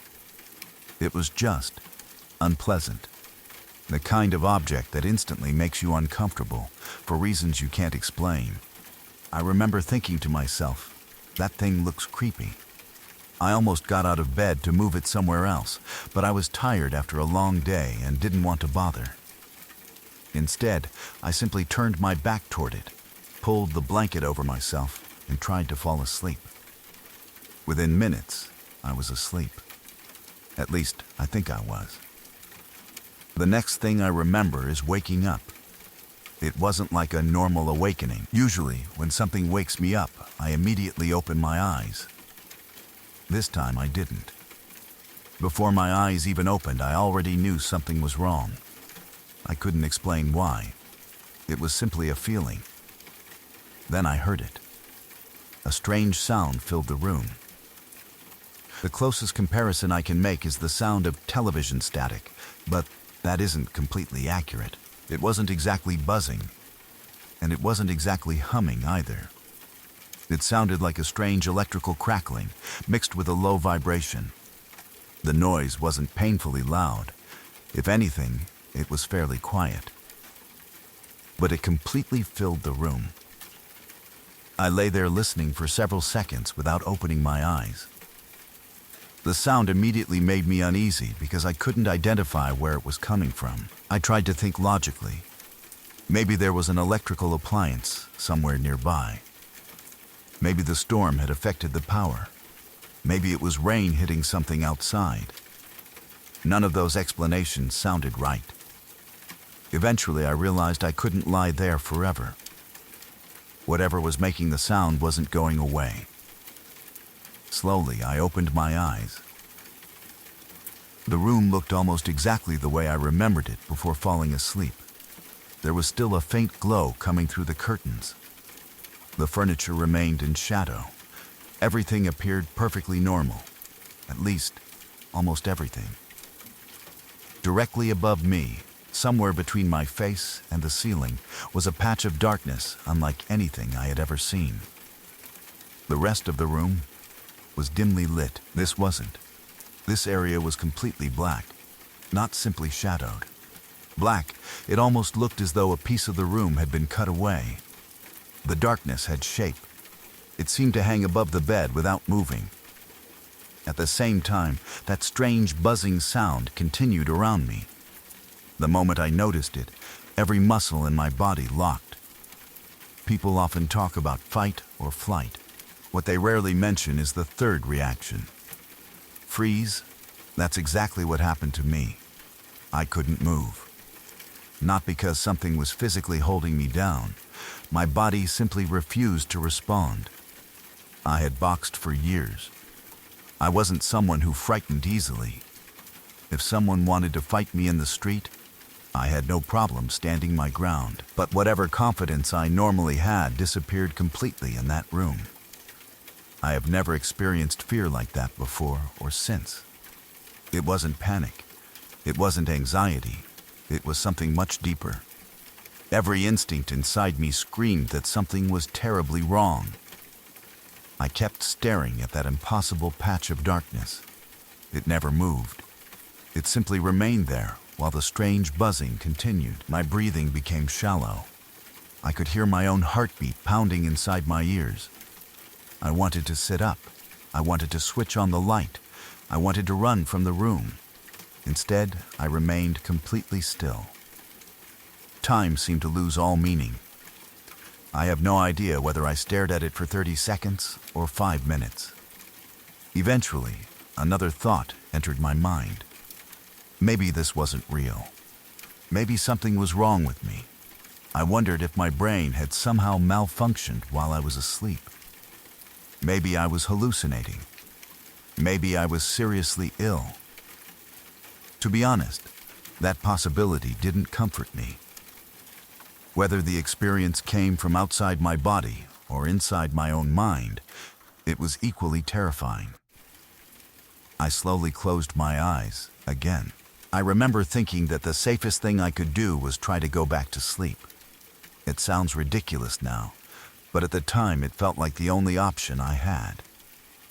Opening my eyes again seemed impossible. Running wasn't an option because I still couldn't make myself move.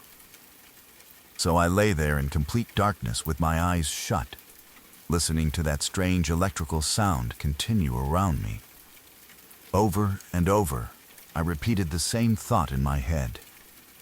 This isn't a dream. I am awake. This is really happening. I kept repeating those words because I was afraid I might convince myself later that none of it had happened. I wanted to remember exactly how aware I felt. Eventually, despite the fear, exhaustion finally took over. Still hearing that strange buzzing noise in the room, I somehow drifted back to sleep. The next thing I remember was opening my eyes to sunlight shining through the curtains. For a few seconds, everything felt normal. The strange buzzing was gone. The impossible darkness had disappeared. The room looked exactly like an ordinary spare bedroom again. I lay there quietly, trying to convince myself that maybe it had all been a nightmare. People have vivid dreams all the time, especially after stressful days. Maybe that was all it had been. Then I remembered how awake I had felt. I remembered telling myself over and over that I wasn't dreaming. The memory wasn't fuzzy like most dreams. It was sharp. Every feeling, every sound, every thought came back with perfect clarity. I slowly sat up in bed. The room was silent. Nothing looked out of place. I got dressed, still feeling uneasy, and reached for my overnight bag. As I turned toward the door, my eyes landed on the chair beside the bed. I froze. The chair was completely empty. There was no old stuffed bear, no ragged toy, nothing. I walked over to it and looked around the room. I checked the floor. I looked under the bed. I even opened the wardrobe. There was absolutely nothing that resembled the object I had clearly seen the night before. I couldn't understand it. Had I mistaken a pile of clothes for a toy? Had my eyes simply filled in details because the room had been dark? That explanation sounded possible, but it didn't feel satisfying. Whatever I had seen had looked real enough that I remembered thinking how unsettling it was before I went to sleep. Still trying to make sense of everything, I walked downstairs. The smell of breakfast filled the house. My girlfriend was standing in the kitchen making toast and tea. The moment she looked at me, her expression changed. She immediately stopped what she was doing. "Oh my God," she said. "You look awful. What's wrong?" Apparently, I looked just as shaken as I felt. I didn't even sit down. I simply told her that something strange had happened during the night. I explained waking up to the buzzing sound, I described the dark shape hanging above the bed. I admitted that I had been too frightened to move. I expected her to laugh. Instead, she quietly looked at me and sighed.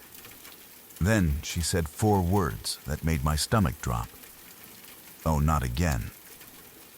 For a second, I honestly thought I had misunderstood her.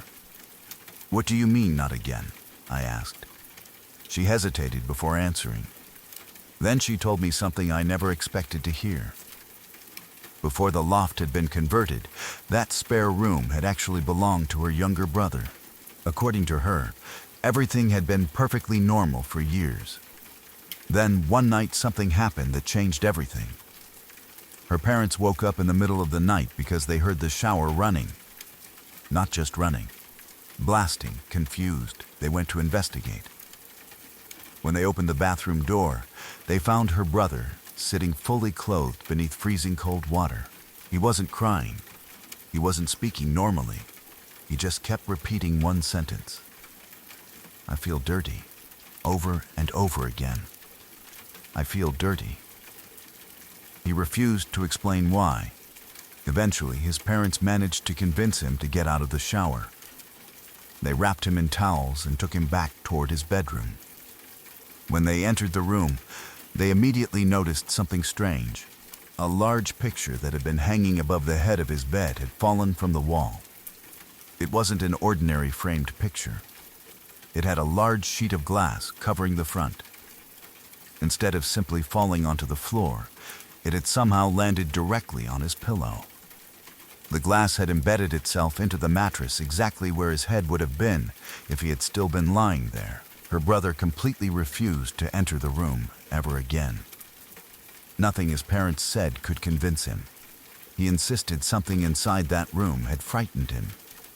Eventually, after months of arguing, they decided to convert the loft into a bedroom so he would have somewhere else to sleep. As she finished telling me the story, I honestly didn't know what to think. If she had told me all of this before I spent the night in that room, I probably would have assumed she was making it up. I don't believe in ghost stories. I never have. But hearing that story immediately after my own experience made it impossible to simply dismiss everything as imagination. I thought that would be the end of it. Apparently, it wasn't. She told me about another incident that happened sometime later. One evening, she had invited several friends over to watch movies downstairs. Everyone was sitting in the living room when another friend arrived. She knocked on the front door. Someone let her inside. She greeted everyone, then suddenly looked confused. "Who's upstairs?" she asked. Everyone looked at her. "What do you mean?" "I saw someone in the bedroom window," she replied. She explained that as she walked up the driveway, she noticed someone standing behind the upstairs curtains. She could clearly see a figure moving slightly behind the fabric. She even remembered thinking the person seemed to be watching her arrive. My girlfriend simply stared at her. "There isn't anyone upstairs." The friend insisted she had definitely seen someone. The room had been completely empty. By the time she finished telling me that story, I had completely lost my appetite. I couldn't stop replaying the previous night inside my head. The buzzing, the darkness, the strange object on the chair. Everything suddenly felt connected somehow. Maybe it wasn't. Maybe it was all one huge coincidence, but at that moment it certainly didn't feel like one. After breakfast, I thanked her parents for letting me stay. I got into my car. I drove home. And I never returned to that house. Not once. A few months later, my girlfriend and I ended our relationship for completely unrelated reasons. After we broke up, we gradually lost contact. Because of that, I never found out whether anything else happened inside that room. Sometimes I've wondered if new owners ever experienced anything unusual. Other times I've wondered whether the strange events simply stopped one day without explanation. I'll probably never know. People often ask whether that experience changed my beliefs. The answer is both yes and no. I still don't believe in ghosts the way they're usually described. I don't automatically assume every unexplained event is paranormal. At the same time, I also don't laugh when someone tells me about an experience they can't explain. Before that night, I probably would have. Afterward, I realized there are moments that don't fit neatly into our understanding of the world. Over the years, I've experienced one or two other unusual things. Once I saw what looked like two small lights rise silently out of a grassy field before disappearing into the night sky. The entire event lasted only a few seconds. It happened so quickly that I couldn't confidently say what I'd seen. Another few times, I've been sitting quietly in a room when an object seemed to move ever so slightly on its own. Each time, I immediately questioned myself. Did that really happen? Or did my eyes simply misinterpret what they were seeing? Every single one of those experiences was easy to dismiss. Human perception isn't perfect. Our brains make mistakes. Our senses sometimes fool us. I've always accepted that. But that night inside the spare bedroom was different. Not because I saw something impossible. Not even because I heard that strange buzzing sound. It was different because of everything I learned the following morning. If nobody had told me about the room's history, I probably would have convinced myself that stress or exhaustion had caused the entire experience. Instead, I discovered that other people had experienced events they couldn't explain in that exact same room years before I ever slept there. That doesn't prove anything. It certainly doesn't prove ghosts exist. But it also means I can't completely dismiss what happened either. More than 20 years have passed since that night. Nothing remotely similar has happened to me again. I've stayed in old houses, hotels, cabins, and apartments all over the country without another experience like it. Whatever happened in that bedroom has remained completely unique.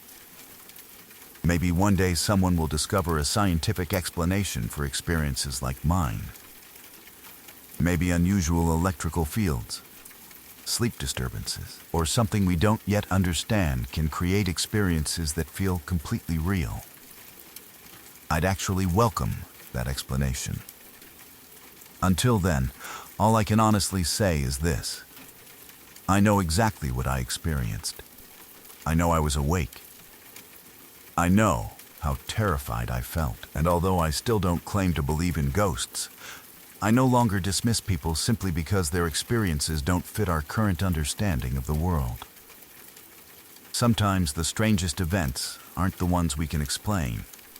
They're the ones that stay with us for decades, quietly reminding us that there are still mysteries we haven't solved. A few years ago, during the COVID lockdown, I decided to take a solo backpacking trip through a remote part of eastern Oregon. Like a lot of people at the time, I had been stuck indoors for weeks and desperately wanted to get away from everything. Hiking had always helped clear my mind, and spending a couple of days alone in the wilderness sounded like the perfect escape. I planned my route carefully, packed enough food and water for several days, and made sure I had all the gear I would need. It wasn't my first solo backpacking trip, so I felt comfortable being alone in the backcountry. I knew the area was fairly isolated, but that was actually one of the reasons I chose it. During the lockdown, I wanted somewhere quiet, where I probably wouldn't run into many other people. The morning started perfectly. The weather was clear, the air was cool, and the trail wound through miles of beautiful forest. For the first few hours, everything went exactly as I expected. I barely saw another person. The only sounds around me were birds singing, the wind moving through the trees, and my own boots crunching along the trail. About 4 or 5 hours into the hike, I reached a long exposed ridgeline. The trail became much narrower there. On my left was solid ground that gradually climbed higher, but on my right the land dropped sharply into a deep, heavily wooded ravine. The slope was steep enough that if someone lost their footing, stopping the fall would be nearly impossible. I slowed my pace to enjoy the view. From the ridge, I could see miles of mountains stretching toward the horizon. It was one of the most beautiful places I had ever hiked. Then I heard something that immediately caught my attention. At first, it sounded like rocks falling somewhere down in the ravine. That wasn't unusual. Wild animals often knocked loose stones, and small rock slides happen naturally in that kind of terrain. I kept walking. A few seconds later, I realized something wasn't right. The sound continued. Instead of random rocks tumbling downhill, it was a very steady, rhythmic banging. Rock, rock, rock, rock, rock. The timing was almost perfect, as if someone was deliberately striking one large stone against another. I stopped walking and listened. The sound continued for much longer than any normal rockfall should have. It wasn't getting louder or quieter. It simply continued with the same strange rhythm. My first thought was that another group of hikers must have been somewhere below me. Maybe someone was climbing through the ravine or using rocks to build a fire ring. That explanation made enough sense that I started walking again. Then something happened that completely changed the situation. Out of nowhere, a massive boulder suddenly came flying up from somewhere below the ridge. When I say flying, I mean exactly that. It didn't roll downhill. It didn't bounce naturally. It launched upward out of the trees before crashing onto the slope only a few feet above me. The rock had to weigh at least 40 or 50 pounds. It slammed into the ground with enough force to send smaller stones bouncing across the trail. I froze. For a second, my brain couldn't process what I'd just seen. Before I could even react, another large rock came sailing out of the ravine. This one landed even closer. That was enough for me. I didn't stop to figure out where the rocks were coming from. I turned around and ran. Further up the trail, I knew there was a small lookout area with an emergency shelter that hikers could use during bad weather. It wasn't very far away, but it felt like forever getting there. Every few seconds, I expected another rock to crash beside me. I kept listening for footsteps or movement behind me, but I never heard anything. When I finally reached the clearing, I stopped long enough to catch my breath. The area was completely empty. The small warning hut stood quietly overlooking the valley. Nothing seemed out of place. After several minutes passed without anything else happening, I slowly started convincing myself that maybe there was a reasonable explanation. Perhaps someone had accidentally knocked loose the rocks while climbing below me. Maybe I had simply misunderstood what I saw. Eventually, I calmed down enough to set up my gear inside the shelter. As evening arrived, I cooked dinner, watched the sun disappear behind the mountains, and tried to enjoy the peaceful surroundings. Even though I kept thinking about the strange rocks, nothing else happened. The forest became quiet as darkness settled over the mountains. Eventually, I crawled into my sleeping bag and fell asleep. Sometime around 3 o'clock in the morning, I woke up needing to use the bathroom. Everything outside was completely silent. The kind of silence you only experience deep in the wilderness. I grabbed my flashlight, but didn't bother turning it on because the moon provided enough light to see a short distance. I stepped outside and walked several feet away from the shelter. As I stood there looking out into the darkness, something caught my eye. Roughly 50 feet away, I noticed two bright red points staring directly at me. At first, I thought they might simply be reflections. Then, I realized they weren't moving. They remained fixed on me. The strangest part was their height. They appeared to be nearly 10 feet above the ground. I stood frozen for a second, trying to understand what I was seeing. Whatever those eyes belonged to wasn't making a sound. No footsteps, no branches breaking. Nothing, just two glowing red points watching me from the darkness. Every instinct in my body screamed that I shouldn't stay where I was. I immediately stopped what I was doing, turned around, and hurried back toward the shelter. Once inside, I zipped the tent closed, grabbed the small pistol I carried while hiking, and held on to it for the rest of the night.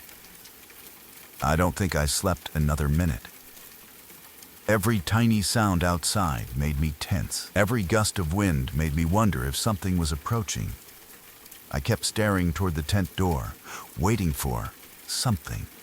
Nothing ever happened. No footsteps. No growls. No movement. Just silence. As soon as the first light of sunrise appeared, I didn't waste a single second. I packed my gear faster than I ever had before. Instead of following the marked hiking trail back, I made a direct line toward where I knew my car was parked. That meant crossing thick brush, steep hillsides, and rough terrain that hikers normally avoided. I didn't care. At that point, I simply wanted to get out of those woods as quickly as possible.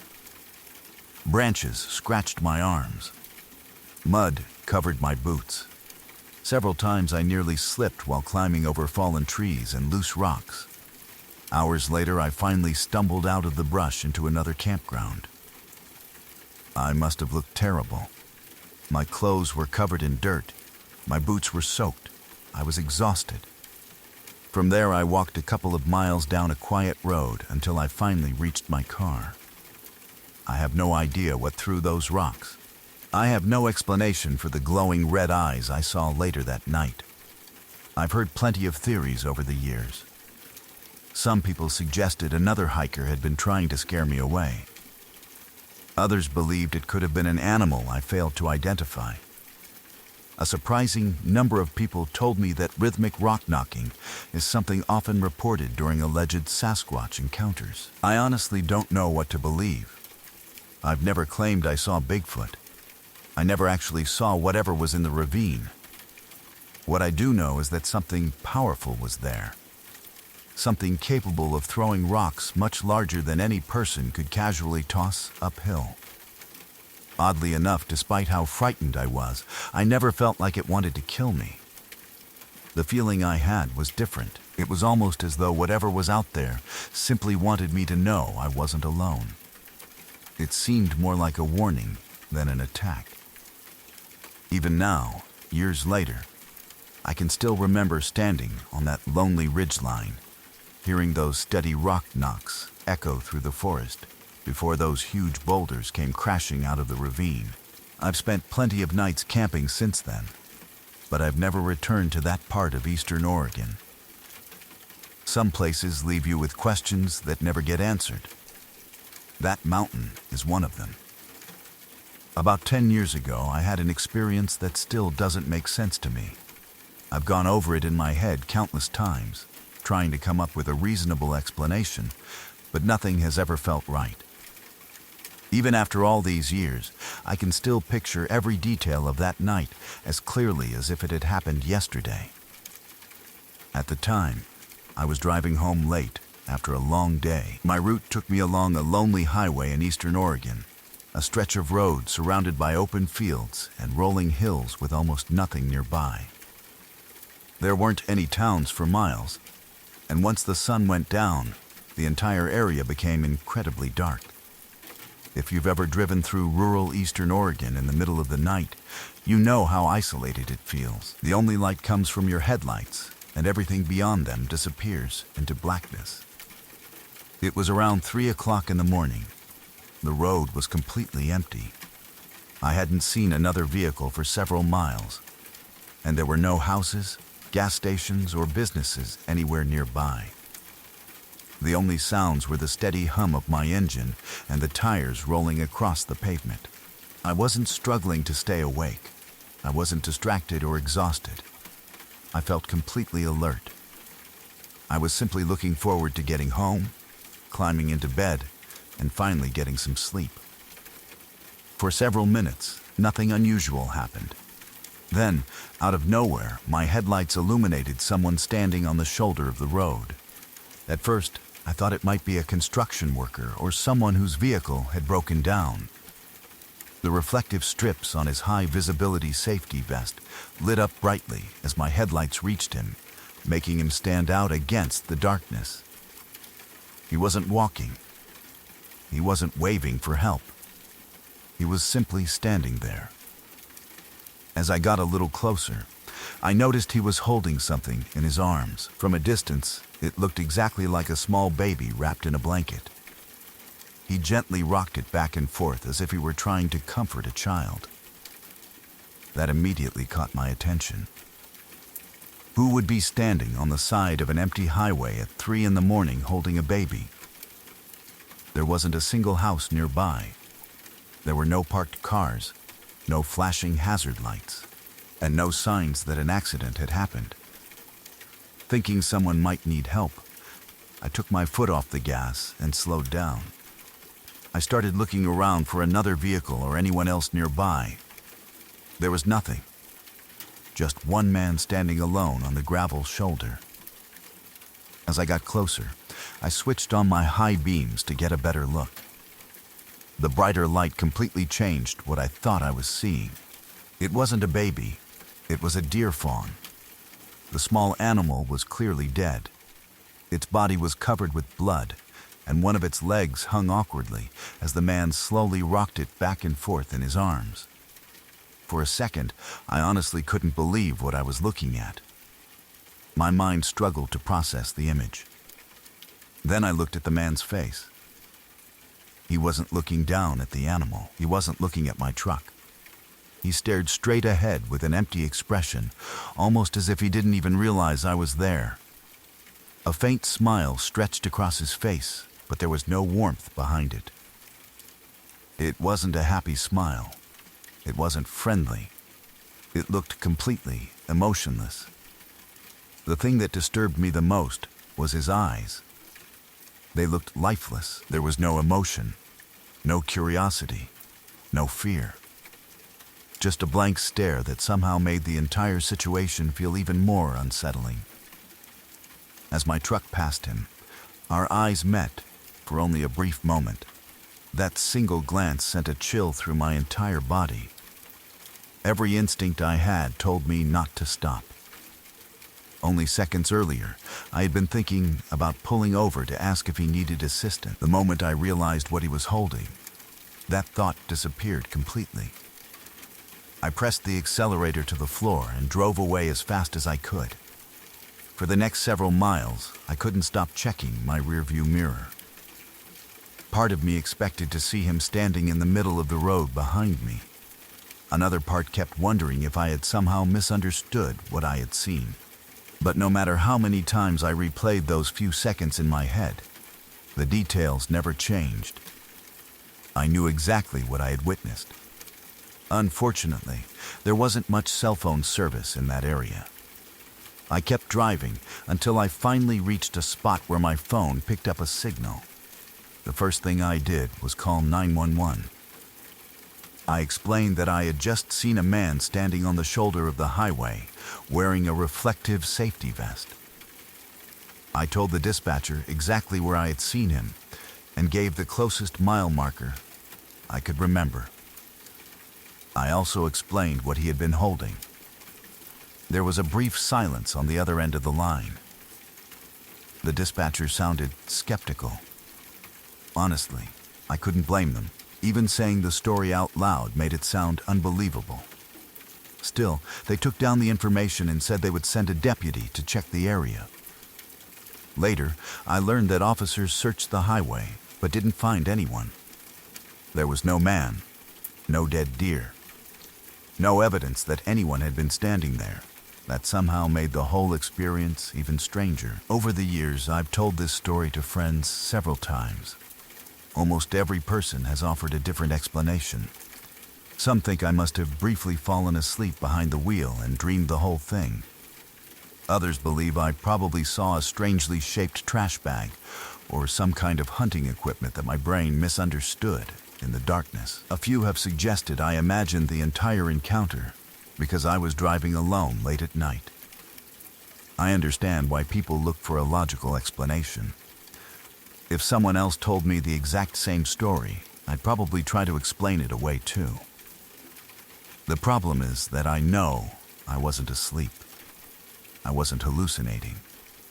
I remember slowing my truck because I genuinely believed someone needed help. I remember the reflective vest shining brightly in my headlights. I remember realizing the object wasn't a baby. Most of all, I remember those eyes.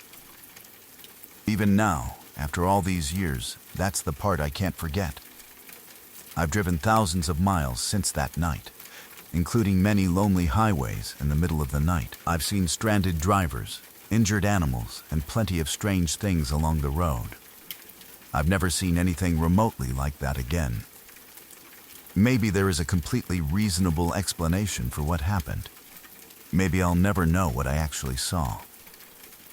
All I know is that one lonely highway in eastern Oregon gave me a memory that has stayed with me ever since. Whenever I think back to that night, I don't remember the empty road first.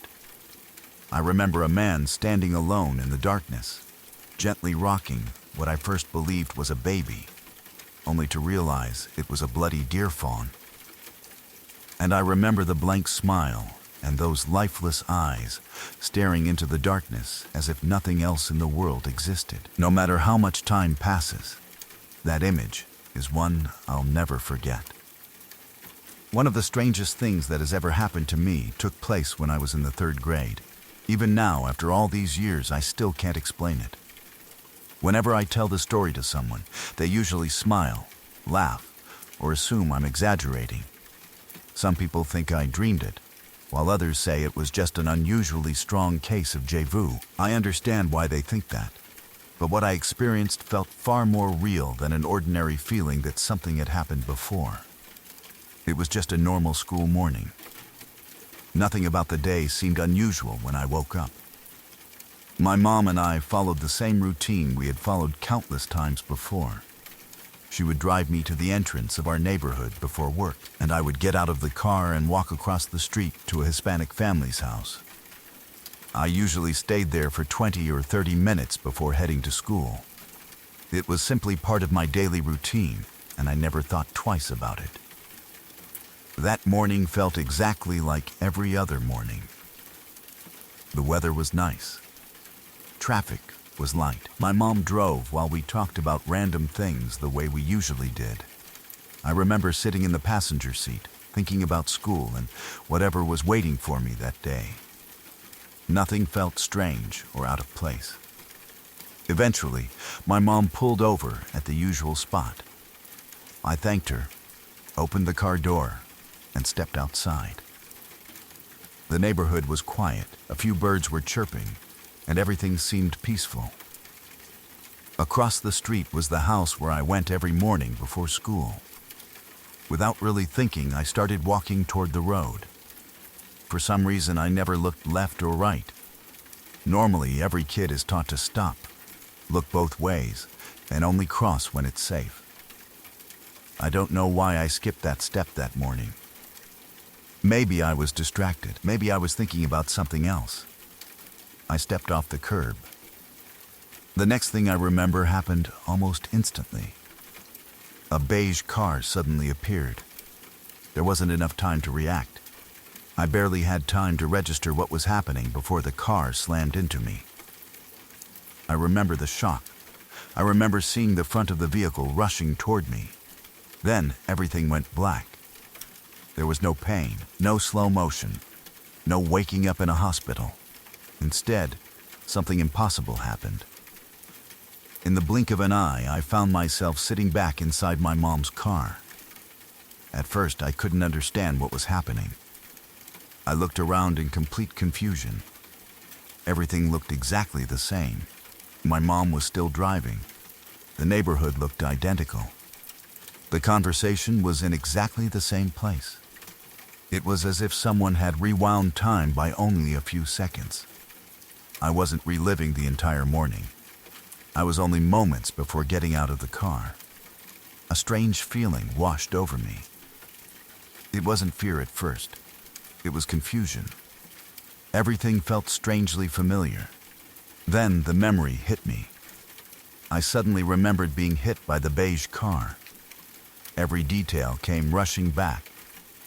My heart immediately started pounding. I couldn't explain why I remembered something that hadn't happened yet. Before I could even process it, my mom pulled over in the exact same place. I reached for the door again. This time, though, something inside me told me to be careful. I stepped out of the car and stood on the sidewalk. Instead of walking straight into the street, I stopped. I looked left. Then I looked right. Only a second later, the exact same beige car came speeding past. It flew through the exact spot where I would have been standing if I had crossed the road without looking. I just stood there frozen. The car disappeared down the street as if nothing unusual had happened. Everything around me looked completely normal. Birds were still singing. The houses hadn't changed. My mom drove away, completely unaware that anything strange had happened. Meanwhile, I stood there staring at the road, trying to understand what I had just experienced. The feeling that hit me wasn't relief.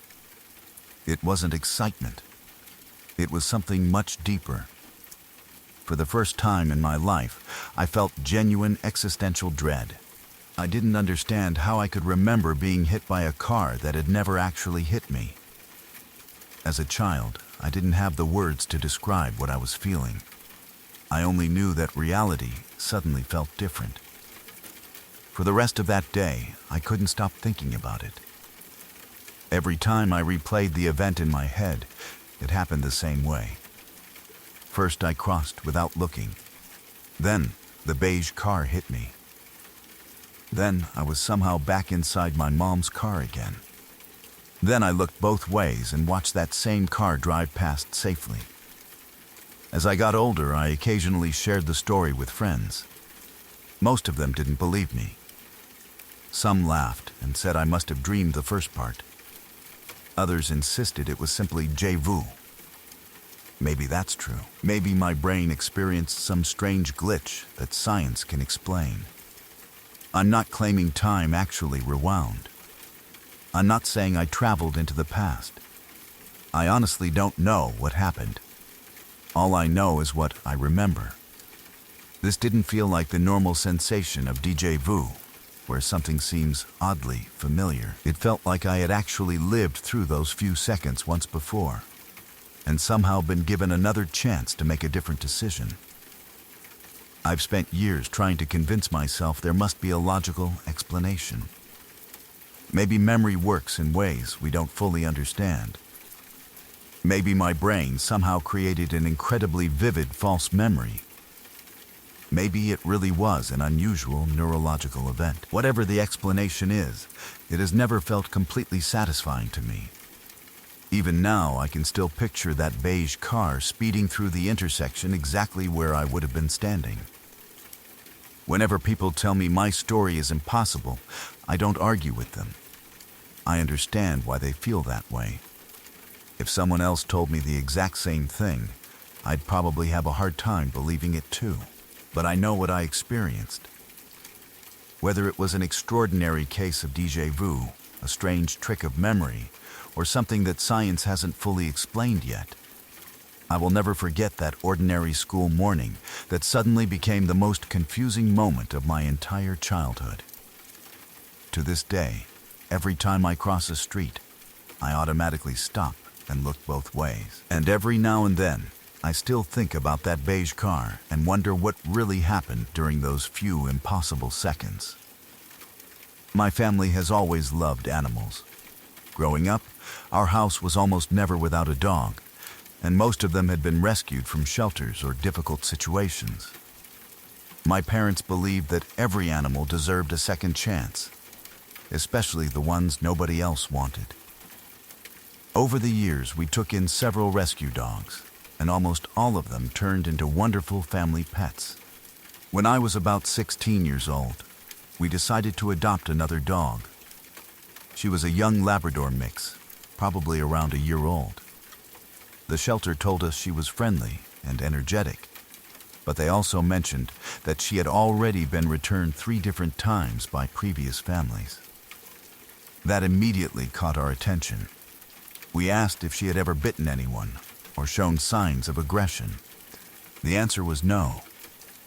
Nobody could give us a clear reason why she had been brought back so many times. The staff simply said that sometimes dogs and families just weren't a good match. Since she seemed gentle and affectionate, we decided to give her a chance.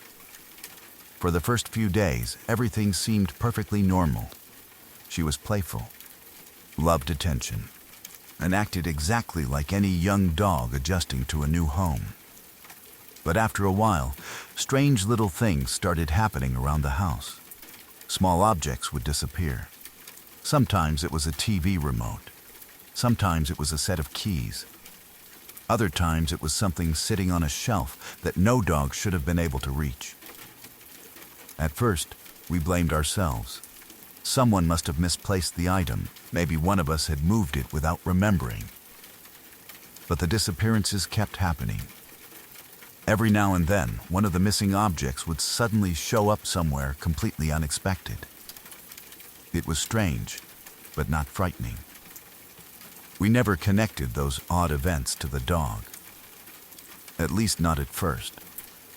There was one room in the house that we tried to keep her out of. It was our formal living room. It had expensive furniture that my parents wanted to protect while we finished teaching her the house rules. We placed a gate across the entrance so she couldn't wander inside whenever she wanted. Most of the time, she accepted it without much fuss. Then one evening, everything changed. My mom had gone out Christmas shopping, leaving me at home to watch my little sister. I was 16 at the time, and my sister was around 10 years old. She was upstairs in her bedroom while I stayed downstairs playing a computer game. The house was quiet. The only sounds were the computer speakers and the occasional movement from upstairs. After a while, I heard something unusual. It sounded almost like someone quietly mumbling. At first, I assumed it was my sister talking to herself. Without taking my eyes off the computer screen, I called upstairs and asked if she needed anything. She answered from her bedroom. She sounded completely normal. I figured that solved the mystery. A few minutes later, I heard the same sound again. It was faint, almost impossible to understand. I paused my game and listened. The house fell silent. I waited for another few seconds. Nothing. I convinced myself I had imagined it and went back to playing. Then I heard it a third time. This time, it was louder.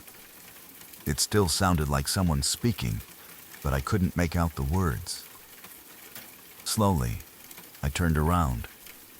The dog was standing behind the gate that blocked the entrance to the living room. She was staring directly at me. For a second, everything was completely still. Then, in a voice I can still hear 25 years later, she spoke. "Let me in." Not a bark, not a growl, not some strange sound that my frightened brain interpreted as words. I heard those 3 words as clearly as if another person had spoken them. The voice didn't sound human in the normal sense. It was deep, harsh, cold. There was something about it that immediately filled me with terror. I've spent years trying to explain it. Maybe my mind misunderstood an ordinary sound. Maybe fear caused me to hear words that weren't really there. I honestly don't know. All I know is what I experienced. The moment I heard those words, every hair on my body stood up. My hands instantly started shaking. I wasn't confused. I wasn't curious. I was absolutely terrified. I looked at the dog. She continued staring at me without moving. There was something about her expression that felt completely wrong. I didn't stop to think. I didn't try to investigate. I immediately ran upstairs. My sister looked confused when I burst into her room. I grabbed her hand and told her we were leaving. She kept asking what was wrong, but I couldn't even explain it. We hurried downstairs, ran out the front door, and stood beneath the nearest street lamp outside the house. It was cold, but neither of us cared. I wasn't going back inside. Not for anything. We stood there shivering, waiting for my mom to come home. It felt like forever. Every passing car made me hope it was her. Eventually, I saw her pull into the driveway. She immediately noticed us standing outside. The moment she got out of the car, she asked what had happened. I tried to explain everything as calmly as I could. Even saying it out loud sounded unbelievable. How do you tell someone that a dog spoke to you? My mom listened, but I could tell she didn't really know what to think. She searched the house. Everything appeared perfectly normal. The dog behaved like any ordinary dog. Nothing else unusual happened that night. Still, after everything that had happened, none of us felt comfortable keeping her. It broke my heart because we had always tried to help rescue animals, but my parents decided the safest choice was to return her. I felt guilty about it for a long time. Part of me wondered if I had somehow misunderstood what I'd heard. Another part of me knew exactly what I remembered. Years have passed since then. More than 25 years, in fact. I've never experienced anything else remotely like it. I've owned other dogs. I've spent countless hours around animals. Nothing has ever happened that even comes close to that evening. Even today, my hands still become unsteady whenever I tell this story. People usually laugh or assume I imagined the entire thing. Maybe they're right. Maybe my brain played a trick on me. I'd actually like to believe that's what happened, but no matter how much time passes, I can still remember turning away from my computer, seeing that young Labrador mix standing quietly behind the gate, and hearing those 3 unmistakable words spoken in the most disturbing voice I've ever heard. It's a memory that has stayed with me every single day since, and I don't think I'll ever completely forget it.